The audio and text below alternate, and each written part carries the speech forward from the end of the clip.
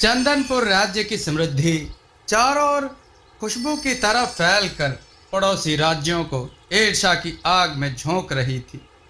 चंदनपुर में चंदन के विशाल जंगल थे, जिसके कारण इसका नाम चंदनपुर था। इसके अलावा यहाँ हीरे की खानें थी।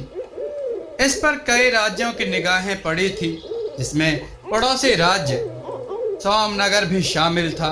वहां का राजा चंद्र प्रताप भी चंदनपुर पर अपना अधिकार करना चाहता था। राजा वीरभद्र जहां प्रजावत्सल और वीर थे, वहीं मंत्री कालकूट षड्यंत्रकारी था। वह चुपके से चंद्र प्रताप से मिल गया। कुछ दिनों के बाद वह पड़ोसी राज्य सोमनगर के राजा चंद्र प्रताप के मंत्रणा कक्ष में बैठा हुआ उनसे बातें कर रहा था। यद्यपि राजा वीरभद्र ने उसे कुछ शासकीय कार्यों से भेजा था, लेकिन उसके षड्यंत्रकारी दिमाग में तो कुछ और ही खिचड़ी पक रही थी।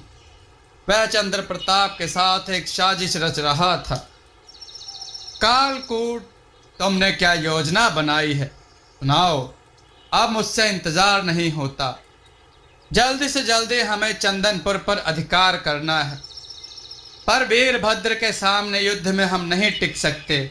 हमें चालबाजी से ही काम लेना है, तभी हम जीत सकते हैं। ठीक कहते हो महाराज। मैंने महाराज वीरभद्र के निजी कक्ष की जानकारी ले ली है। उनके शयन कक्ष के द्वार पर 2 रक्षक तैनात रहते हैं। उन्हें रिश्वत देकर मैंने अपनी ओर मिला लिया है। मैं मंत्री हूं तो मुझ पर कोई शक नहीं करेगा। मैं राजा से मिलने आए प्रतिनिधि मंडल के नाम से 10 लोगों के दल को दिन में ही महल के बाग में छिपा दूंगा। मैं अब सेनापति को अपनी ओर मिलाने की कोशिश कर रहा हूं। हम रात में हमला करेंगे। राजा, रानी और राजकुमार मारा जाएगा। बस सेनापति हमारी ओर मिल जाए, फिर आधा राज्य हमारा और आपका। वाह कालकूट, वाह! जवाब नहीं तुम्हारी योजना का। इसमें असफल होने का प्रश्न ही नहीं उठता। हमारे 10 लोगों के द्वारा इतने बड़े राज्य को जीत लेना एक स्वप्न जैसा है। राजा चंद्र प्रताप ने करतल ध्वनि से कालकूट की प्रशंसा की। कालकूट प्रसन्न हो गया। अमावस की काली रात थी। चारों ओर अंधेरे का साम्राज्य था। अपने शयन कक्ष में राजा वीरभद्र, रानी सुगंधा और 2 वर्ष के नन्हे राजकुमार सहित गहरी नींद में सो रहे थे। अचानक अपने शयन कक्ष के बाहर शोरगुल की आवाज सुनकर उनकी नींद खुल गई। उनके शयन कक्ष के द्वार पर धड़ाधड़ प्रहार हो रहे थे।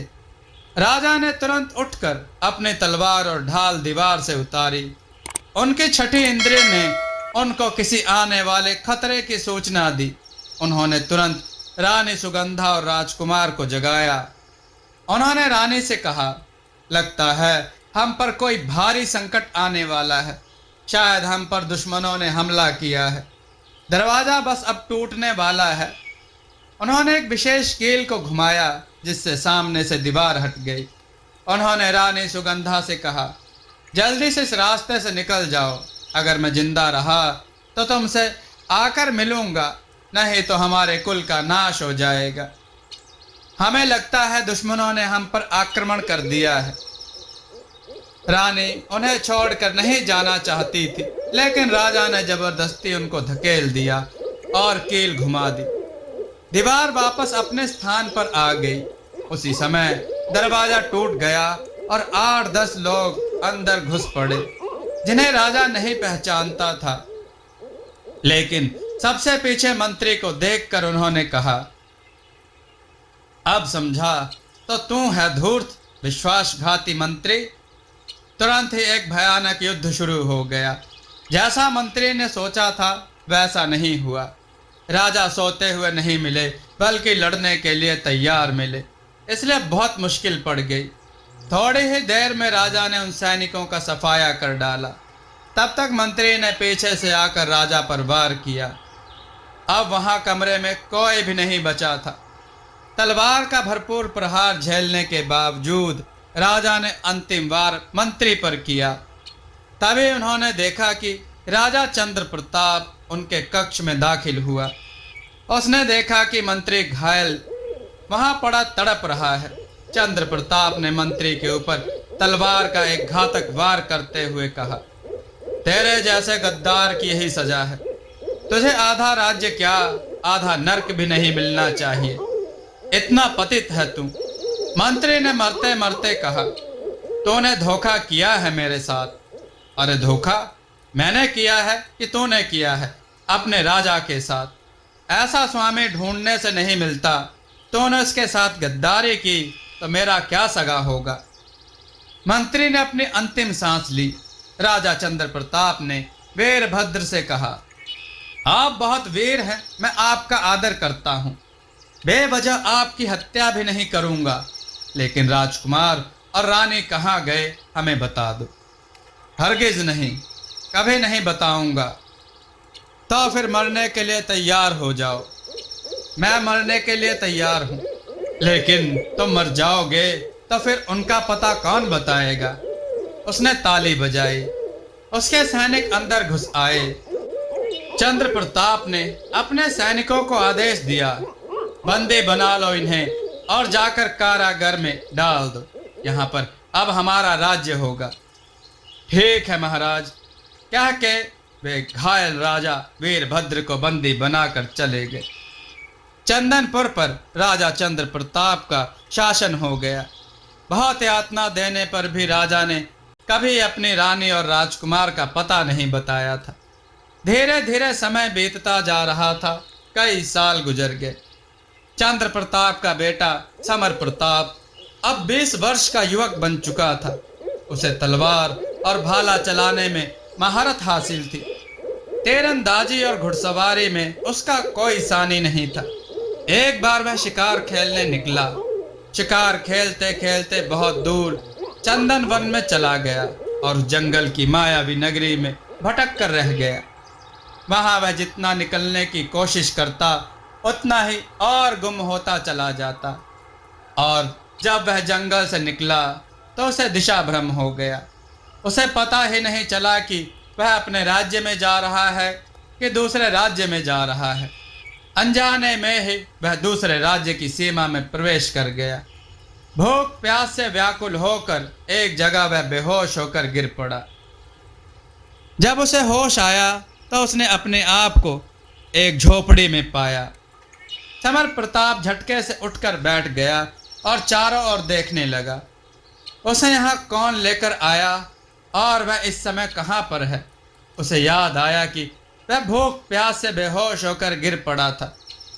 तभी झोपड़ी में एक बूढ़े आदमी ने प्रवेश किया। उसके पीछे पीछे एक स्त्री, एक लड़का था। वह बोली, वैद्य जी देखिए, इसको क्या हो गया है। हम लोग तो काम पर जा रहे थे, रास्ते में बेहोश पड़ा था। हमने देखा तो हमने सोचा कहीं इसकी जान को खतरा ना हो जाए, तो इसे उठाकर हम यहाँ ले आए। वैद्य ने उसकी जांच पड़ताल की और कहा, यह तो बिल्कुल स्वस्थ है, बस भूख प्यास से इसकी यह हालत हुई है। फिर वह उससे पूछने लगा, तुम कौन हो बेटा, तुम इस हाल में कैसे पड़े।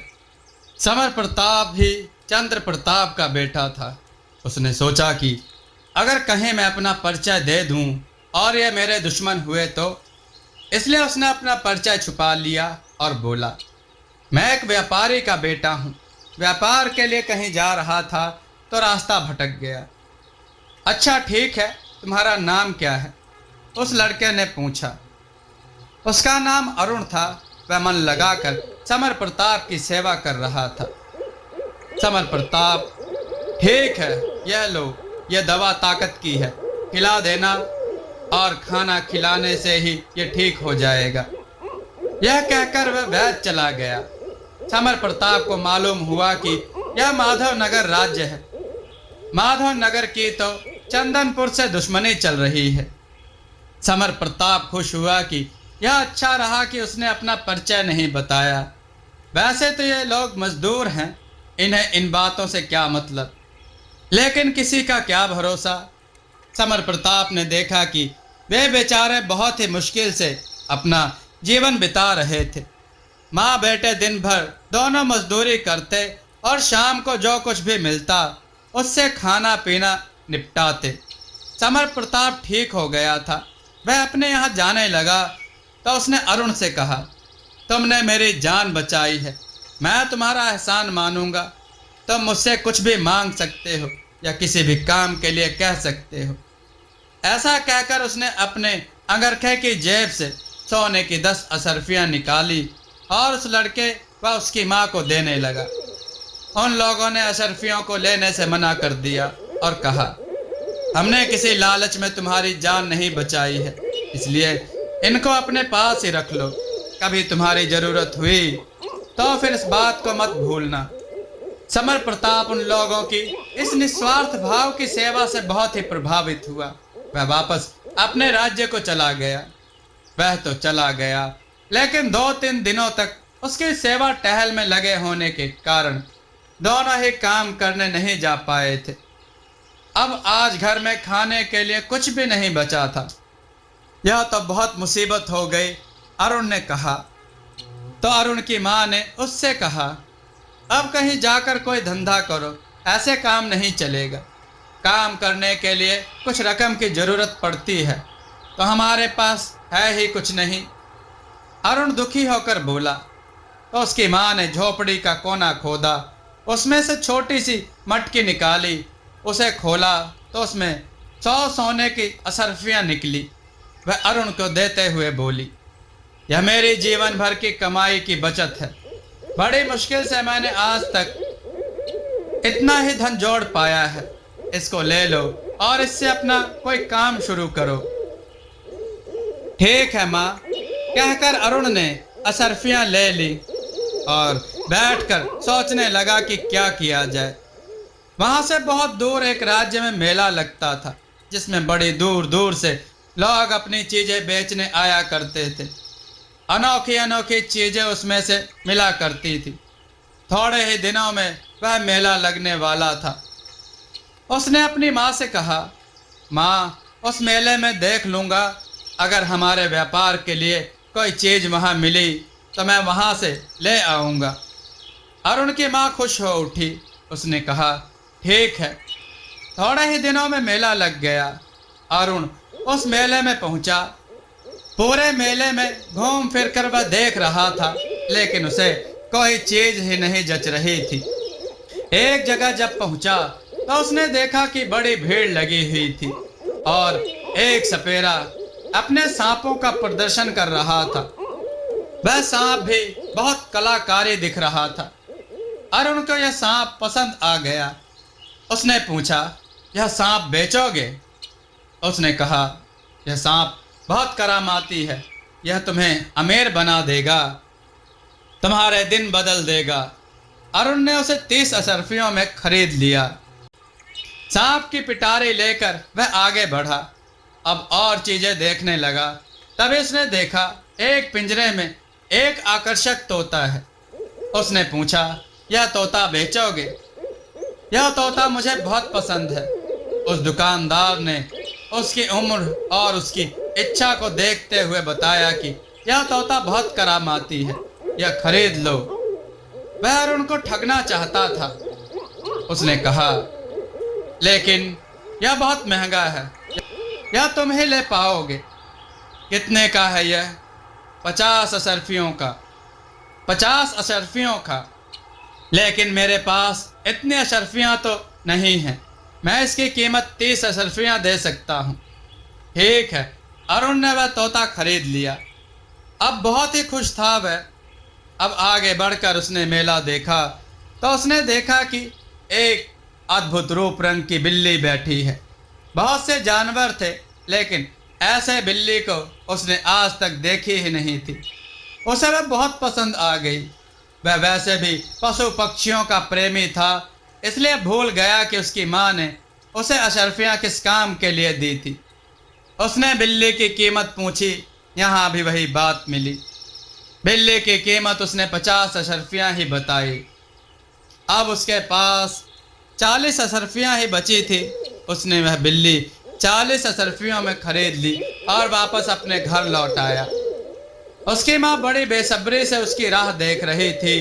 कि मेरा बेटा कोई फायदे की चीज लेकर आता होगा, वह कोई व्यापार करेगा। जब उसने देखा कि वह सांप की पिटारी, तोते का पिंजरा और बिल्ली को गोद में दबाए चला आ रहा है, तो उसने कहा, यह क्या, इनको क्यों ले आए, ये तुमको कहाँ मिल गए? तो उसने बताया कि मैंने इनको खरीदा है। कितने में खरीदा है? माँ मन ही मन क्रोधित हो उठी। इन तीनों को मैंने 100 अशर्फियों में खरीदा है। अरुण ने जवाब दिया, क्या? यह तुमने क्या किया? मेरे जीवन भर की कमाई को तोते, बिल्ली और सांप में लुटा दिया। वह रोने धोने लगी, लेकिन अब क्या हो सकता था? अब तो जो होना था हो गया था। अशर्फियां तो वापस मिलने वाली थी नहीं। शौक बनाकर वह शांत होकर बैठ गई। उसने देखा तोता बहुत अच्छा लग रहा था, बिल्ली भी बहुत प्यारी थी, उनको तो वह झेल लेगी। कोई बात नहीं, बेटा है। उसने अगर अशर्फियां बर्बाद कर दी, लुटा दी, तो उसमें क्या हो सकता है? लेकिन यह सांप, सांप को कैसे पालें? वह फिर से भड़क उठी। उसने कहा, इस सांप को अभी छोड़कर आओ, यह इस घर में नहीं रह सकता। ठीक है, मैं इसको छोड़कर आता हूँ, लेकिन तोता और बिल्ली तो यहाँ रहेंगे। हाँ, इनको तुम यहाँ रख सकते हो। अरुण ने सांप की पिटारी उठाई और छोड़ने के लिए जंगल में चला गया। अरुण ने घने जंगल में पहुंचकर सांप की पिटारी को खोला और उसमें से सांप को निकालकर जमीन पर रख दिया और उससे बोला, तुमसे मेरा यहीं तक का साथ था दोस्त। मैं बहुत मजबूर हूँ, क्या करूँ? मैं तो तुमको छोड़ना नहीं चाहता था, लेकिन माँ को भी मैं बहुत दुखी नहीं कर सकता हूँ। अचानक वह चौंक पड़ा। सांप ने कहा, जब तुम मुझे यहाँ छोड़ रहे हो, तो कृपया करके मुझे मेरे देश में छोड़ दो, जहाँ मैं अपने घर पर आराम से अपने माता पिता तक पहुँच सकूँ, क्योंकि मैं अपने आप वहाँ तक नहीं पहुँच सकता हूँ। यह बात सुनकर अरुण चौंक पड़ा कि यह कौन बोल रहा है? भला सांप भी कहीं बोल सकता है? लेकिन आवाज़ तो सांप की तरफ से ही आ रही थी। उसे आश्चर्य में देखकर सांप बोला, डरो मत दोस्त, मैं कोई साधारण सांप नहीं हूँ। मुझे श्राप मिला हुआ है। मैं सांपों के राजा वासुकी का बेटा सारंग हूँ, इसलिए कहता हूँ कि तुम मुझे मेरे देश में पहुँचा दो। मुझे श्राप मिला हुआ है, मैं अपने आप नहीं पहुँच सकता। कैसा श्राप? अरुण ने उत्सुकता से पूछा। मैं नागलोक का राजकुमार हूँ। एक बार मैं खेलने के लिए पृथ्वी लोक के जंगल में अपने साथियों के साथ गया था। वहाँ एक साधु बैठे हुए तपस्या कर रहे थे। उनको मैंने परेशान करना शुरू कर दिया। उनको सताकर हम अपना मनोरंजन कर रहे थे। कभी हम उनका त्रिशूल उठाकर दूसरी जगह डाल आते, कभी उनका कमंडल लुढ़का देते। इसी प्रकार की हरकतें हम कर रहे थे। सहसा उनकी आंखें खुली तो मुझे सामने देखकर वह बहुत क्रोधित हो गए। मेरे साथी तो भाग गए। उन्होंने मुझे श्राप दे दिया, जा अब तो बिल्कुल साधारण सांप की तरह जमीन पर रेंग, ताकि तू किसी को तंग ना कर सके। जब मैं रोने लगा तो उन्होंने कहा, ठीक है, तुझे मनोरंजन करने की बड़ी शौक है। तूने मनोरंजन किया, अब तू भी दूसरों का मनोरंजन करेगा। एक सपेरा तुझे पकड़ लेगा और तुझसे तमाशा दिखाया करेगा। फिर एक मनुष्य आकर तुझको खरीदेगा, वही तुझको मुक्त कराकर पहुंचाएगा। तू अपनी शक्तियों के साथ उसकी मदद तो कर सकता है, लेकिन उसी के साथ जा सकता है। अकेले तू अपने आप नहीं पहुंच सकता। लेकिन मैं नागलोक कैसे जा सकता हूँ? और मुझे वहाँ जाकर बहुत समय लगेगा। मेरी माँ यहाँ तब तक परेशान हो जाएगी। अरुण बहुत असमंजस में था। नहीं, तुम्हें वहाँ जाने में कुछ भी समय नहीं लगेगा। मैं तुमको पहुँचाऊँगा और इस उपकार के बदले में मेरे पिता तुम्हें कोई ना कोई तोहफा देंगे, क्योंकि वह मेरे बिना बहुत ही व्याकुल हो रहे होंगे और मेरी माँ तो बहुत ही रो रही होगी। तुम देखना, वे लोग बहुत खुश हो जाएंगे और तुम्हें माला माल कर देंगे। तुम्हारी किस्मत बदल जाएगी। तुम जब वहां पहुंचना तब बहुत सारे लोग आएंगे और तुम्हें बदले में कुछ ना कुछ देने की बात करेंगे, लेकिन तुम किसी से कुछ भी मत मांगना।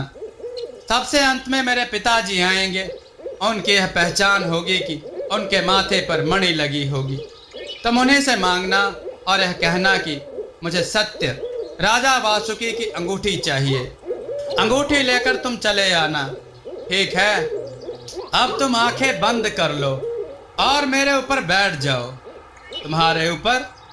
अरुण को हंसी आ गई। मैं तुम्हारे ऊपर कैसे बैठ सकता हूं? अभी देखते जाओ। और अरुण देखकर हैरान रह गया कि उस सांप का आकार धीरे धीरे बढ़ने लगा। बढ़ते बढ़ते वह इतना विशालकाय हो गया कि एक अरुण क्या, उस पर तो कई लोग बैठ सकते थे। अरुण उसकी पीठ पर बैठ गया और वह वहीं बनी विशालकाय बाम्बी में घुस गया। दोस्त, अपनी आंखें बंद कर लो। मैं इतनी तेजी से जा रहा हूं कि तुम्हें चक्कर आने लगेगा। सचमुच सांप ऐसे चल रहा था जैसे उड़ा चला जा रहा है। बस मुझको कसकर पकड़े रहना। उसकी आवाज आई। हवा की गति से वह कभी वलयाकार घूमता, कभी उड़ता सा चला जा रहा था। अब आंखें खोलो दोस्त। अरुण ने आंखें खोली तो उसकी आंखें चौंधिया गई। वह नागलोक के राजा वासुकी के राजमहल के द्वार पर खड़ा हुआ था। इतना वैभवशाली राजमहल तो उसने कभी देखा ही नहीं था। बड़े आश्चर्य की बात थी कि वह विशालकाय सांप अपना रूप बदलने लगा था। अब वहां एक सुंदर राजकुमार खड़ा हुआ था। इन लोगों को देखकर पहरेदार ने अंदर जाकर राजा को सूचना दी। वहां हलचल मच गई। उसी प्रकार के कई लोग निकल निकल कर बाहर आने लगे और अरुण से कहने लगे, तुमने बहुत बड़ा उपकार किया है, जो चाहे मांग लो। तुम हमारे राजकुमार को यहाँ ले आए। बताओ, हम आपकी क्या मदद करें? हम आपको क्या दें? कौन सा उपहार लोगे? लेकिन अरुण यही कहता, मुझे कुछ नहीं चाहिए। अरुण कई लोगों से घिरा हुआ था। अंत में जो व्यक्ति आया था वह सांपों का राजा वासुकी था। उसके माथे पर मणि लगी हुई थी। उसने बड़े ही गंभीर स्वर में कहा, युवक, तुमने मुझ पर बहुत बड़ा उपकार किया है। तुमने मेरे बेटे को यहाँ लाकर मुझे नया जीवन दे दिया। बताओ तुम्हें क्या चाहिए? मैं भी तुम्हें कुछ देना चाहता हूँ।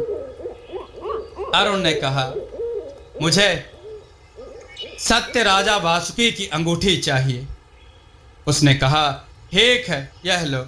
उसने अपनी उंगली से अंगूठी निकालकर अरुण को दे दी और कहा, इसको जल में धोना और मन ही मन कहना, सत्य राजा वासुकी अंगूठी, मेरी इच्छा पूरी कर दो। जो भी तुमने काम करना हो इसी प्रकार से करना, ठीक है? राजकुमार सारंग ने कहा, पिताजी, इन्हें वापस भी भेजना है। हाँ, यह बात तो मैं भूल ही गया। एक उड़न खटोला लाकर उसने दे दिया और कहा, इसमें बैठ जाओ। जहाँ भी जाना हो वहाँ का नाम ले लो। इसके बाद यह खटोला तुम्हें वहाँ पहुँचाकर गायब हो जाएगा। इसके बाद तुम्हें जब भी इसकी ज़रूरत पड़े तो उड़न खटोले को याद कर लेना और आज से यह उड़न खटोला तुम्हारा ही है। अरुण इस उड़न खटोले में बैठ गया और अपने घर जाने की इच्छा की। उड़न खटोला उड़ चला। इस बार उसकी आंखें बंद नहीं थी। जहां जहां से भी उड़न खटोला उड़ता जाता वह तरह तरह के नए नए नज़ारे देखता। एक से एक सुंदर वन, पर्वत, नदियां और नगर उसकी आंखों के नीचे से गुजरते जाते थे। तभी उड़न खटोला एक नगर के ऊपर से निकला। उसने देखा वह नगर बहुत ही जगमगा रहा है और उसमें कोई भव्य आयोजन हो रहा है। उसने उड़न खटोले से कहा, मुझे यहाँ उतार दो, मैं यहाँ का उत्सव देखना चाहता हूँ, फिर बाद में मुझको मेरे घर पहुँचाना। उड़न खटोला वहाँ से अदृश्य हो गया। अरुण उस सुंदर से नगर में घूमने लगा। हर जगह अद्भुत सजावट देखकर उसे आश्चर्य हो रहा था कि यह कैसा उत्सव है जिसमें पूरे नगर को ही सजाया गया है। उसने वहां घूमने वाले लोगों से पूछा, भाई, यह कौन सा नगर है और यहाँ कैसी सजावट हो रही है। लोगों ने उसे बताया इस सुंदर से नगर का नाम रूपनगर है। यहाँ राजकुमारी चित्रा का स्वयंवर है। इसी के लिए बड़े दूर दूर से लोग आए हुए हैं। राजा राजकुमार आए हैं और भी लोग इसमें शामिल हो सकते हैं। क्यों? वह किस लिए? वह इसलिए कि यह विवाह राजा या राजकुमार से नहीं हो रहा, बल्कि विवाह शर्त पर हो रहा है। जो भी उसकी शर्त को पूरा कर देगा उसी के गले में राजकुमारी वरमाला डालेगी। वह शर्त कौन सी है? अरुण ने पूछा। राजा ने शर्त रखी है कि जो रात भर में एक सुंदर महल, एक सुंदर उपवन, एक सुंदर सरोवर और उस सरोवर में तैरता हुआ एक सफेद हंस का जोड़ा तैयार करके उन्हें दे देगा, उसी से वे अपनी बेटी का विवाह करेंगे। जितने भी लोग नगर में आए हैं तब अपने अपने तरीके से जुटे हुए हैं। कोई तो रात भर में पूरी ताकत लगाकर महल बना भी देता है तो सरोवर, उपवन, हंस का जोड़ा तैयार नहीं कर पाता। कोई सरोवर बना देता है तो महल और उपवन रह जाता है। कोई सरोवर और महल भी बना देता है तो उपवन रह जाता है। एक दिन में उपवन कैसे तैयार हो जाएगा? यह शर्त बिल्कुल असंभव सी जान पड़ती है। ठीक है, मैं भी इसमें भाग लेकर देखता हूँ। अरुण ने यह बात कही तो शर्त को पूरी करने आए हुए लोग हंसने लगे। इसकी देखो, यह तो बिल्कुल पागल है। हम लोग इतने भारी इंतजाम और मेहनत से जुटे हैं, तब कुछ नहीं हो पा रहा और यह अपनी डींगे हाँक रहा है। भाई तू क्या विश्वकर्मा है? एक ने उससे पूछा। एक तो उसकी उम्र, दूसरे उसकी बात, तीसरे उसे बिल्कुल अकेले देखकर लोग उसका मजाक उड़ा रहे थे। वे उसे पागल समझ रहे थे। राजकुमारी इसे देखते ही इसके गले में वरमाला डाल देगी, सरोवर बनवाने में लगे हुए एक आदमी ने कहा। दूसरा बोला, भाई पहले तो तू अपना दिमाग का इलाज करा ले। दोनों अरुण की दिमागी हालत पर संदेह करने लगे, लेकिन अरुण ने इन बातों पर कोई भी ध्यान नहीं दिया। रोज नियत समय पर मंच सजाया जाता, जहां पर राजकुमारी अपने साथियों के साथ वरमाला लेकर आती थी और देखती थी कि उस दिन भी कोई भी प्रतियोगिता में प्रतियोगी सफल नहीं हो सका तो वह ऐसे ही लौट जाती थी। अरुण ने भी प्रतियोगियों में जाकर अपना नाम दर्ज करवा दिया और वह भी सभा स्थल में जा पहुंचा। शाम को उसने देखा, जगमगाती रोशनी के बीच राजकुमारी चित्रा अपनी सखियों के साथ आ रही थी। सभा मंडल में ऊंचे सजे हुए भव्य मंच पर पहुंचकर उसने चारों तरफ देखा, लेकिन आज भी कोई प्रतियोगी सफल नहीं हुआ था। उसके पिता राजा चित्रकेतु को अब लगने लगा था कि उसकी बेटी अब कुंवारी ही रहेगी। उसका विवाह नहीं हो पाएगा, क्योंकि इस शर्त को पूरा करने वाला इस धरती पर शायद कोई है ही नहीं। लेकिन उन्होंने इस कठिन शर्त को रखा ही क्यों? अरुण ने पास बैठे एक व्यक्ति से पूछा तो वह बोला, इसकी भी एक कहानी है। यह राजकुमारी कोई साधारण राजकुमारी नहीं है। यह गंधर्व राज की बेटी है, जिसने यहाँ आकर जन्म लिया है। राजा को स्वप्न में यह बात खुद गंधर्व राज ने बताई थी कि एक बार राजकुमारी से कोई गलती हो गई तो गंधर्व नगर के नियमों के अनुसार उसे उसका प्रायश्चित करना पड़ा। उसी प्रायश्चित स्वरूप उसने यहाँ राजा चित्रकेतु के यहाँ जन्म लिया है। तभी तो देखो, राजकुमारी का रूप साधारण मनुष्यों की तरह नहीं है। उसके बाल सोने के हैं और उसकी आंखें नीली हैं, चमकती हुई हैं, और उसके कपड़े भी तो देखो, इस धरती के लग रहे हैं। ऐसे जगमगाते 7 रंग के झिलमिलाते कपड़े इस धरती पर तो है ही नहीं, और यह कपड़े उसके नित्य नव रंग बदलते रहते हैं, कभी पुराने नहीं होते। यह कोई साधारण मनुष्य नहीं है, यह देव बाला है। इसलिए उसके लिए विलक्षण प्रतिभा वाला वर ढूंढा जा रहा है। ओह, तो यह बात है। उसने राजकुमारी की ओर देखा। सचमुच उसकी नीली आंखें बिल्कुल शांत स्वच्छ जल वाली झील की याद दिला रही थी। उसके बाल सोने के थे। अपने निश्चित समय तक रुककर राजकुमारी धीरे धीरे वापस चली गई क्योंकि कोई प्रतियोगी नहीं जीता था। अब प्रतियोगिता के बस 2 ही दिन रह गए थे। उसके बाद स्वयंवर खत्म था। अरुण चारों तरफ घूम घूम कर देखता रहा। सबके प्रश्न देख देख कर उसको हंसी आ रही थी और वह मन में सोच रहा था कि देखो, जब पता है यह संभव नहीं है तो फिर भी लोग कैसे जुटे हुए हैं। यह तो अभिलाषा और कामना का माया जाल होता है। रात के अंतिम पहर में उसने जल लगाकर उस अंगूठी को धोया और कहा, सत्य राजा वासुकी की अंगूठी की जय हो। अंगूठी मेरे लिए एक शानदार महल, एक फलों का उपवन और एक सरोवर बना दे जिसमें सफेद हंस का एक जोड़ा तैर रहा हो। ये सब चीजें विलक्षण हों और इस धरती पर सबसे सुंदर हों। उसके ऐसा कहते ही एक गगनचुंबी महल बनकर तैयार हुआ जो विभिन्न रत्नों से जड़ा जगमगा रहा था। अद्भुत नक्काशीदार ऐसा महल धरती पर तो किसी ने नहीं देखा था। उसकी अट्टालिकाएं गगन से बात कर रही थी। उसके झरोखों की शान ही निराली थी, जिसमें अद्भुत रंगों से झिलमिलाते रेशमी पर्दे पड़े हुए थे। फूलों का उपवन ऐसा था जिसमें विभिन्न प्रकार के दुर्लभ फूल खिले हुए अपनी खुशबू बिखेर रहे थे। उन पर उड़ती हुई तितलियां और रंग बिरंगी खूबसूरत चिड़ियां अपने मधुर कलरव से उपवन को गुलजार कर रही थी।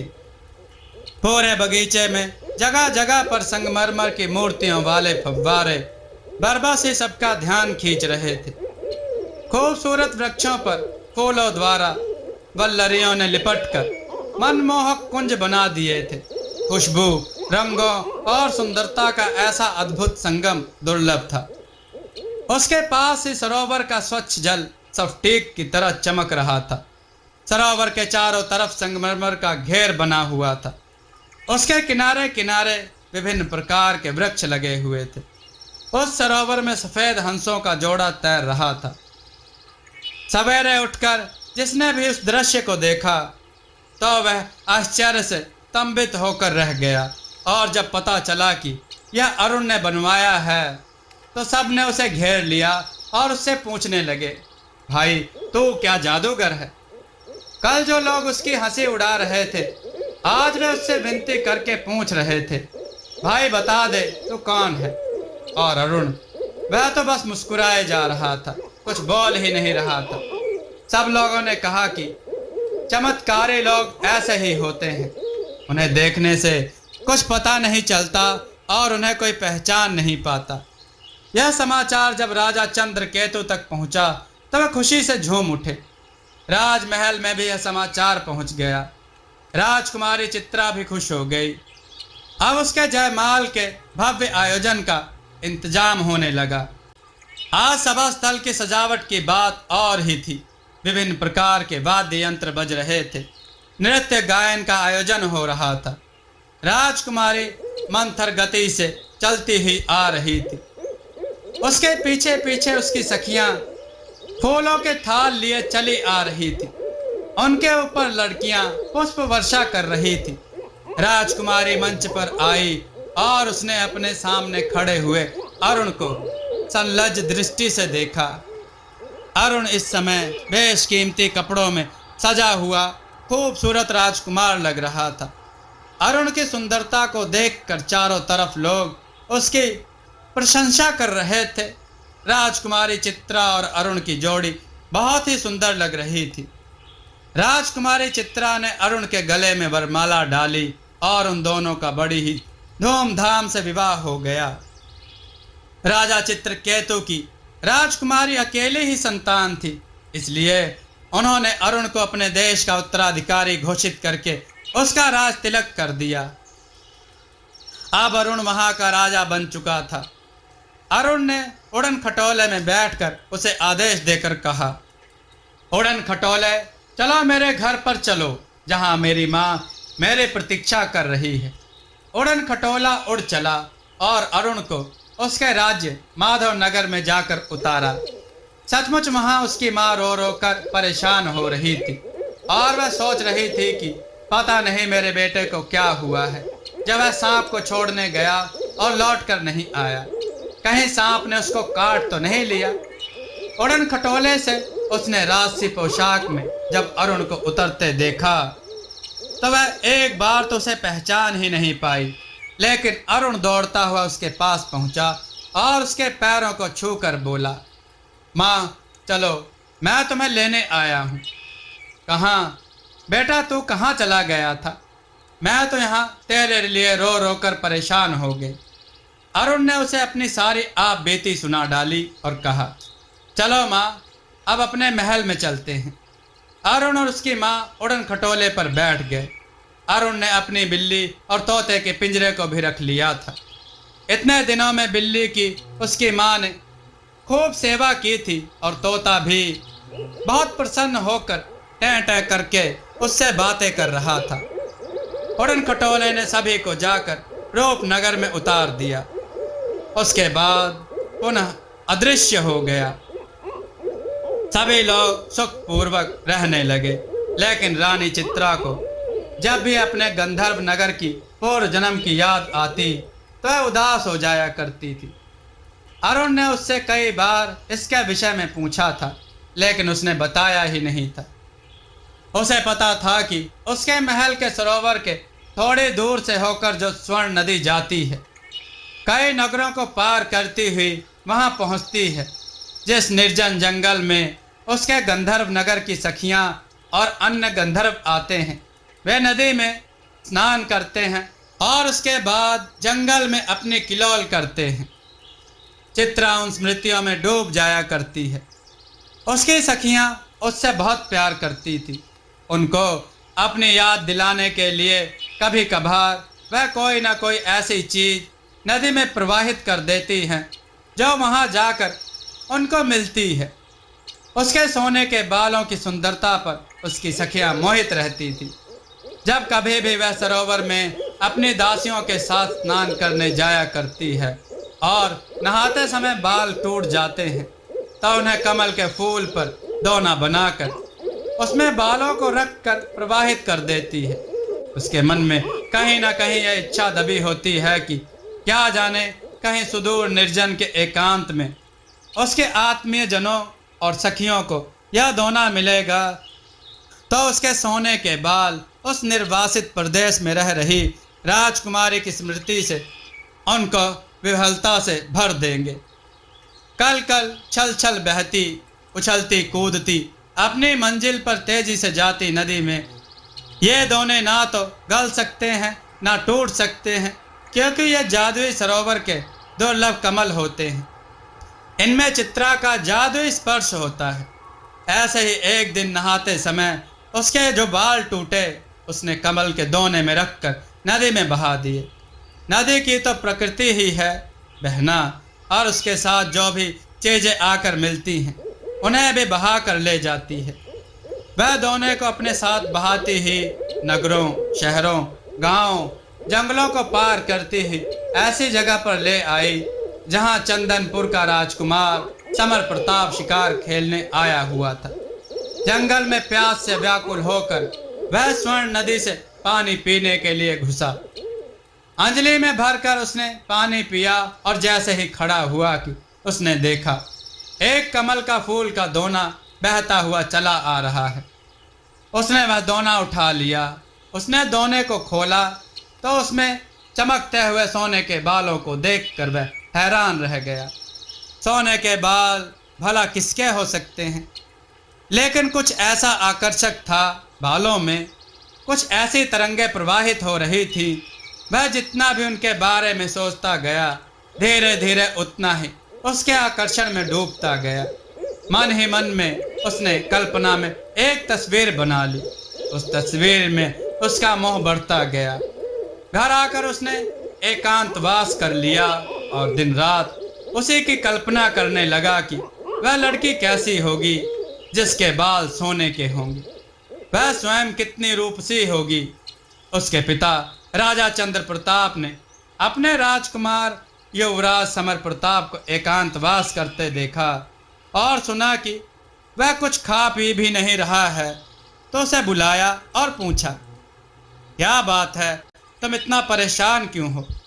उसने सिर झुकाकर जवाब दिया, पिताजी, मैं उस लड़की से विवाह करूंगा जिसके सोने के बाल हों।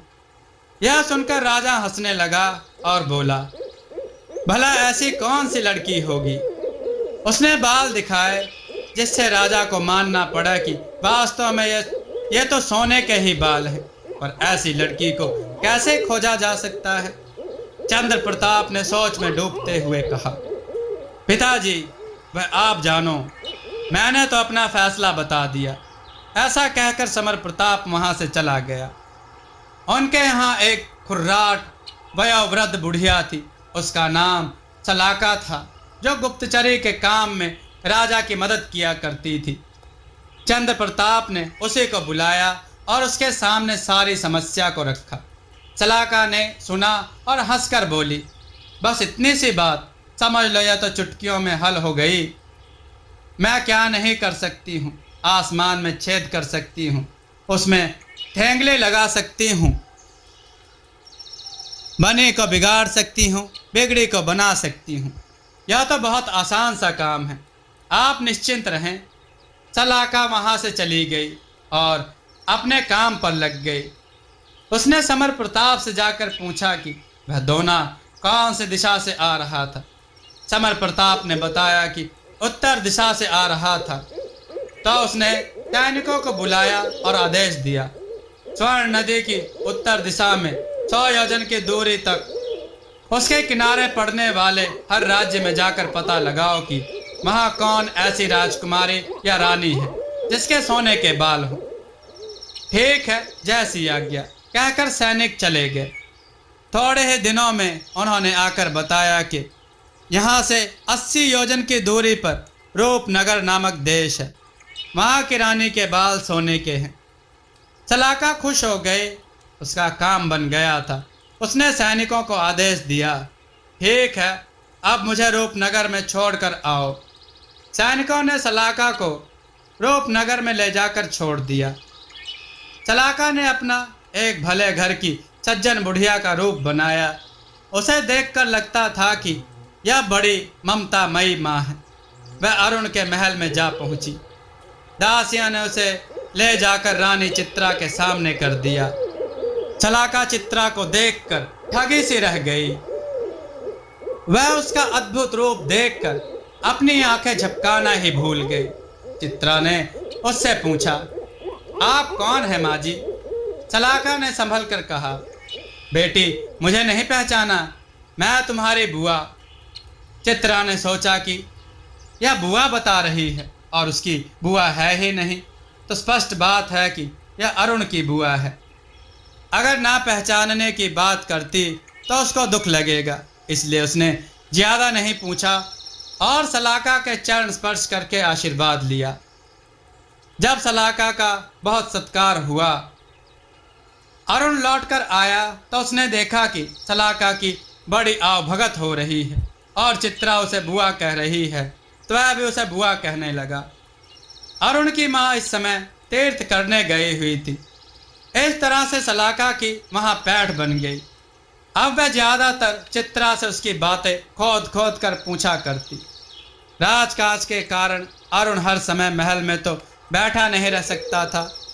उस समय सलाका चित्रा से मीठी मीठी बातें किया करती थी। एक दिन सलाका ने चित्रा से कहा, बेटी, एक बात बताओ, यह अरुण तो बहुत गरीब था और तुम राजकुमारी थी, फिर तुमने इससे विवाह कैसे कर लिया? यह तो कभी तुम्हारे लायक नहीं था। चित्रा ने सोचा कि बुआ कितनी भली है कि अपने ही भतीजे का पक्ष ना लेकर मेरे हित की बात कह रही है। चित्रा बोली, मैंने यह कभी पूछा नहीं। उनके पास कोई जादुई शक्ति है, वो कोई साधारण नहीं है, जो आपको भी नहीं पता और किसी को भी नहीं। हाय, तुमको भी नहीं पता? अच्छा, तो तुम कैसी पत्नी हो जो तुम्हें यह भी नहीं पता, और वह भी बहुत पहुंचा हुआ है। कहते हैं कि पत्नी से किसी बात को छुपाना नहीं चाहिए, और वह तुमसे छुपा रहा है। अगर वह तुमको मानता होगा तो यह बात तुमको बताएगा। आज तुम उससे पूछकर देखना, और इसी से पता चल जाएगा कि तुम्हारे प्रति उसका प्रेम सच्चा है या झूठा है। सलाका ने चित्रा के मन में संदेह भरना आरंभ कर दिया, वरना चित्रा के मन में तो कभी ऐसी बात आई ही नहीं थी। आज सलाका के प्रस्ताव ने उसे नए सिरे से सोचने पर मजबूर कर दिया कि हाँ, उसे भी परीक्षा लेनी चाहिए कि अरुण से वास्तव में प्रेम करता है या केवल दिखावा ही करता है। उसने अवसर मिलने पर अरुण से पूछा, आप मुझसे कितना प्रेम करते हो? अरुण ने चौंक कर पूछा, भला यह भी कोई पूछने वाली बात है? बहुत करता हूँ। तो फिर आप मुझसे कोई बात छुपाते क्यों हैं? आपने कभी मुझे यह नहीं बताया कि एक ही रात में आपने महल, सरोवर और बाग कैसे तैयार कर लिया था। अरुण हंसकर बोला, अरे तुमने कभी पूछा नहीं और मुझे याद नहीं रहा। इसमें कौन सी बड़ी बात है?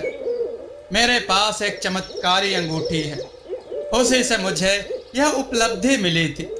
उस चमत्कारी अंगूठी से जो भी मांगो वह मुझे मिल जाएगा। अच्छा, यह तो बहुत खुशी की बात है, मुझे तो यह पता ही नहीं था। चित्रा बहुत खुश हो गई। जब उसे दूसरे दिन सलाका मिली तो उसने कहा, बुआ जी, आप व्यर्थ में ही शक कर रही थी। उन्होंने तो मुझे तुरंत ही बता दिया कि उनके पास चमत्कारी अंगूठी है। उसी से उन्होंने यह सब चमत्कार करके दिखाया है। अच्छा, सलाका ने आश्चर्य से आंखें फैलाई, तो फिर तुमने यह नहीं कहा कि वह अंगूठी मुझे दे दो? भला मैं अंगूठी क्या करती? जैसे मेरे पास है वैसे उनके पास है। चित्रा हंसकर बोली, नहीं, बहुत अंतर है। कभी तुम्हें किसी बात की जरूरत पड़ जाए तो तुम्हारे पास होगी, और वह तो राजकाज में व्यस्त रहता है, इसलिए उसके पास से ज्यादा तुम्हारे पास ठीक है।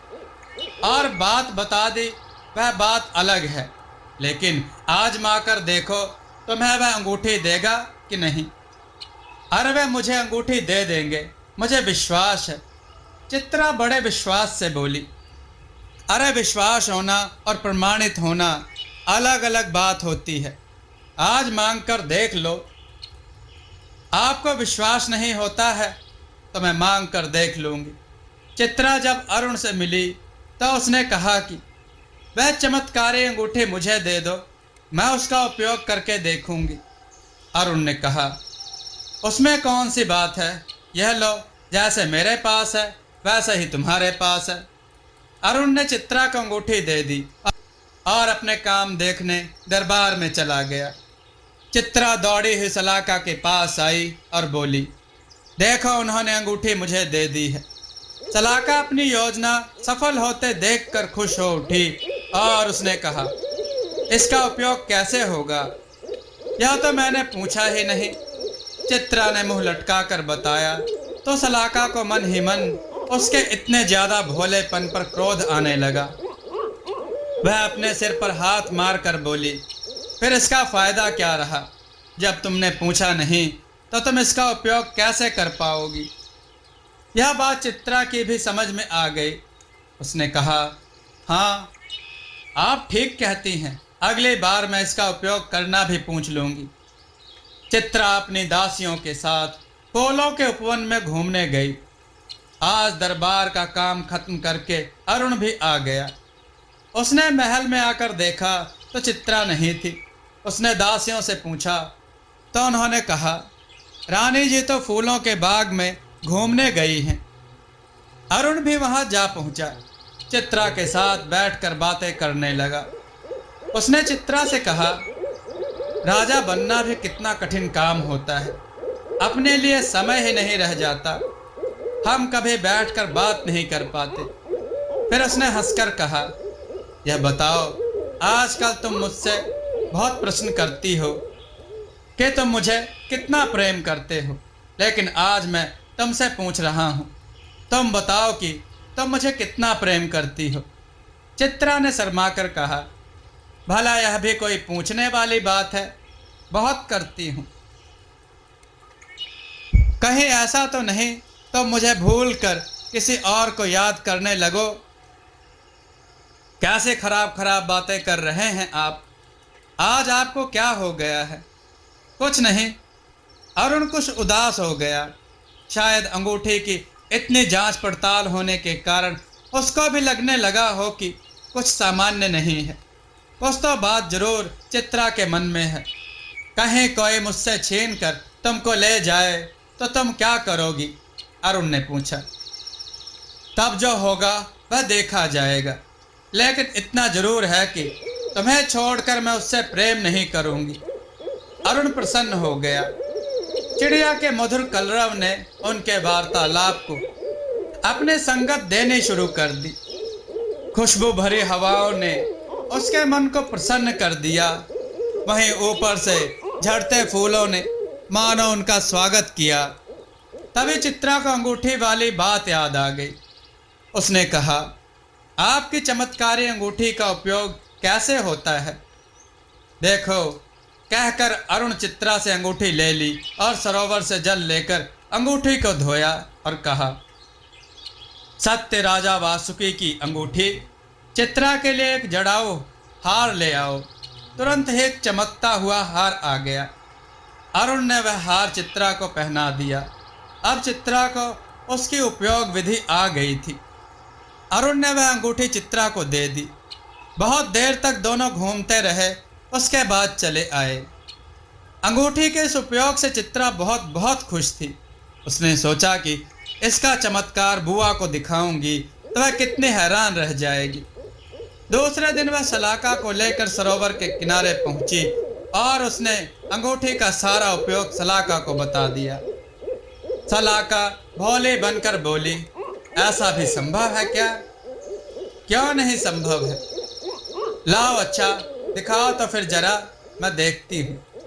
सलाका के इस प्रकार कहने पर चित्रा ने अंगूठी सलाका के हाथ में दे दी।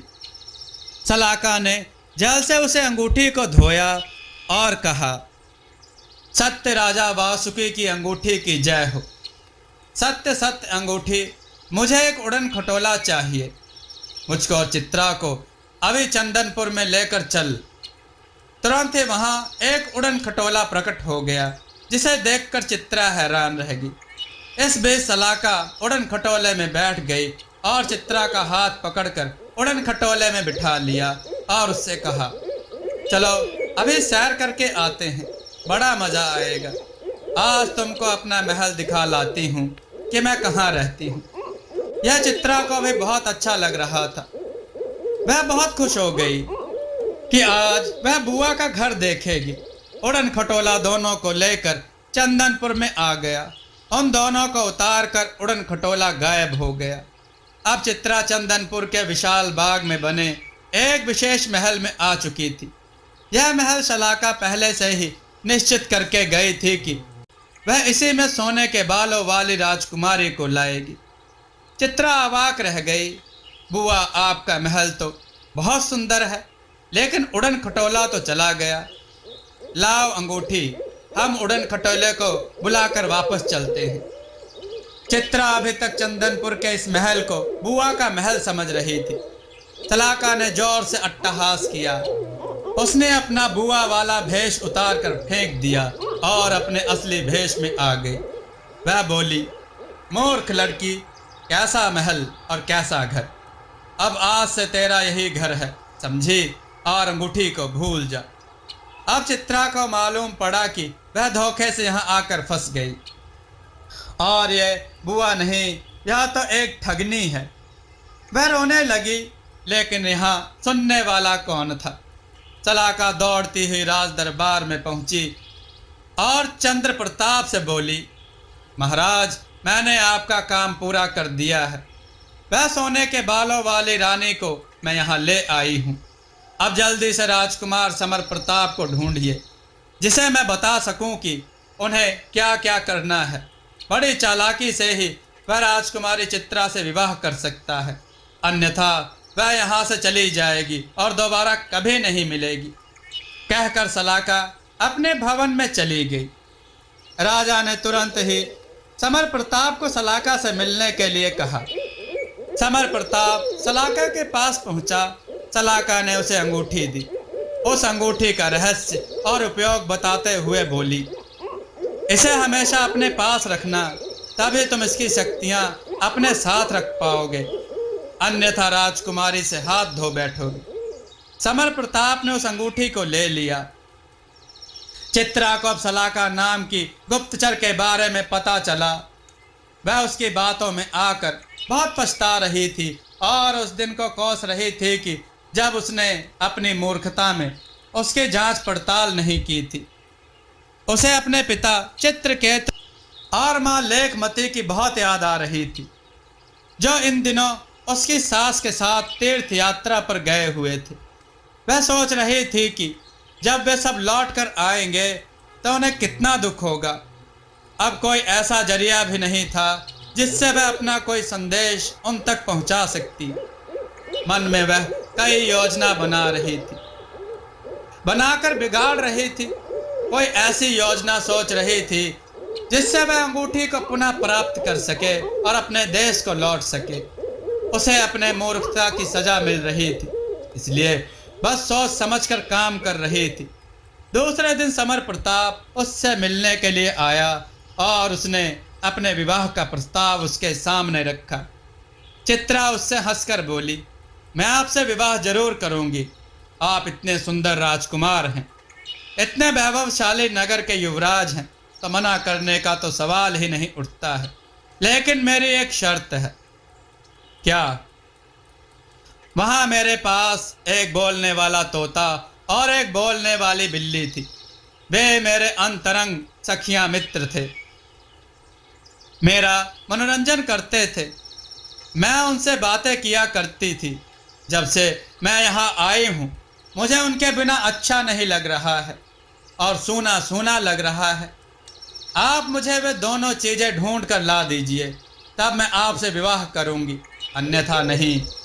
और अगर आप जबरदस्ती मुझसे करोगे तो मैं इस बाग के सरोवर में डूबकर आत्महत्या कर लूँगी। ऐसा मत करना। समर प्रताप घबरा गया। मैं तुम्हारी शर्त मंजूर करता हूँ। ठीक है, आपका यह बाग मुझे बहुत अच्छा लगता है, इसी महल में मैं रहूँगी। उसके बाद जब मेरा आपसे विवाह होगा तब आपके महल में आ जाऊंगी। चित्रा खुश थी कि चलो इसी बहाने थोड़े दिनों के लिए मुसीबत से पीछा छूटा। ठीक है। समर प्रताप मन में बहुत खुश था। वह सोच रहा था कि जब इतना कठिन काम पूरा हो गया तो बोलने वाली बिल्ली और तोता तो वहीं होंगे, वहां से उनको मंगवा लेंगे। इसमें कौन सी बड़ी बात है, अंगूठी तो मेरे पास ही है। लेकिन तभी चित्रा ने ऐसी बात कह दी कि उसके इस मंसूबे पर पानी फिर गया। वह बोली, मेरे साथ धोखा हुआ है, मेरी अंगूठी धोखे से ले ली गई और उसी अंगूठी के बलबूते अगर आपने तोते बिल्ली को ढूंढ कर मंगवा लिया तो आपकी बहादुरी नहीं होगी और मैं आपकी बहादुरी को देखना चाहती हूँ, बुद्धिमत्ता को देखना चाहती हूँ। इसलिए आप अंगूठी का प्रयोग ना करें, वही अच्छा है। ठीक है। समर प्रताप ने शर्त मंजूर कर ली, क्योंकि वह तो इसी विश्वास पर बैठा था जब सलाका चित्रा को ढूंढ सकती है तो उसके तोते और बिल्ली को क्यों नहीं ढूंढा जा सकता। वह जल्दी आने का वादा करके वापस चला गया। इधर जब अरुण लौट कर आया और उसने चित्रा को गायब पाया तो वह बहुत परेशान हो गया। उसने जब दासियों से पूछा तो मालूम हुआ कि वह बुआ के साथ सरोवर की तरफ गई थी, उसी के बाद से गायब है। अरुण के मन में यह पहले से ही कुछ लग रहा था कि चित्रा ज्यादा पूछताछ कर रही है, कहीं पर कुछ ना कुछ गड़बड़ है। जरूर उसकी आशंका सच हो गई। उसके पास बुआ का कोई पता नहीं था, घर में उसके सास ससुर चित्रकेतु और लेखमती भी नहीं थे जिनसे पूछताछ करता कि उनकी बुआ कहाँ रहती है। संयोग की बात थी कि उसी दिन उसकी माँ चित्रकेतु और लेखमती भी तीर्थ से लौट आए। जब उन्होंने महल में सन्नाटा देखा तो दासियों से पूछा कि क्या बात हो गई। दासियों ने बात बताई कि कोई यहाँ बुआ आई थी, वे चित्रा का अपहरण करके ले गई है। अरुण के तोते और बिल्ली को उसकी माँ अपने साथ लेकर गई थी, क्योंकि वे बहुत ही गुणी थे, हर चीज का पता लगा लेते थे, मार्गदर्शन करते थे, बातें करते थे। कह सकते हैं कि एक बार में कई काम करते थे। जब सारी बात अरुण की माँ को पता चली तो वह बोली कि तुम लोग अब चित्रा की खोज खबर करो और पता लगाओ कि चित्रा कहाँ है। बिल्ली और तोते ने कहा, ठीक है, हम अभी से उसकी खोज के लिए निकलते हैं। और वे दोनों निकल गए। दोनों का अब यही काम रह गया था। तोता उड़ते उड़ते किसी नगर या गांव को देखता, वहीं उतर जाता। वह हर पेड़ पर, हर घर में, हर आंगन में उतर उतर कर देखता कि कहीं पर चित्रा की झलक मिल जाए। उधर बिल्ली भी यही काम करती। बिल्ली हर एक घर में जाकर देखती थी, फिर वहां से दोनों रवाना हो जाते। ऐसे उनको कई दिन लग गए। आखिरकार 80 योजन की दूरी वाले क्षेत्र में वे लोग आ गए थे। अब उन्होंने चंदनपुर का रुख किया। चंदनपुर में सबसे पहले तो वे बाग में बने हुए महल में गए, क्योंकि तोते को बाग के आम आकर्षित कर रहे थे, इसलिए वह नहीं माना। उसने कहा, पहले तो हम यहीं चलते हैं। बिल्ली भी उसके पीछे पीछे चली गई। तोते ने आम के पेड़ पर बैठकर रसीले आम खाना शुरू किया। चित्रा का मन आज उदास था, इसलिए वह महल में ऊपर झरोखे पर चली आई। तोता आम खा रहा था। उसने इधर उधर गर्दन मटका कर देखा, और उसने जैसे देखा कि झरोखे पर चित्रा खड़ी है, वह टें टें करने लगा। इस टें टें को तो चित्रा भी खूब पहचानती थी, यह तो उसी का तोता है। वह चौंक पड़ी। उधर बिल्ली पूरा घर खोज चुकी थी, बस ऊपर का झरोखा ही रह गया था। वह ऊपर झरोखे पर पहुंची तो उसने देखा कि चित्रा खिड़की पर खड़ी हुई थी।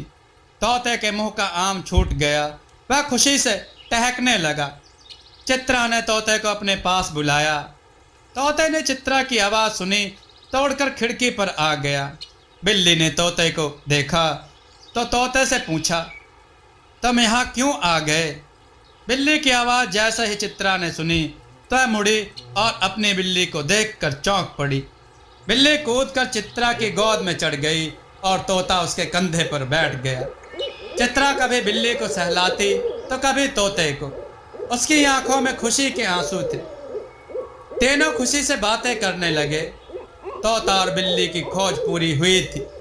बिल्ली ने बताया कि वहाँ सब तुम्हें लेकर बहुत परेशान हो रहे हैं। चित्रा ने बताया कि हमारी अंगूठी समर प्रताप के हाथों में चली गई है।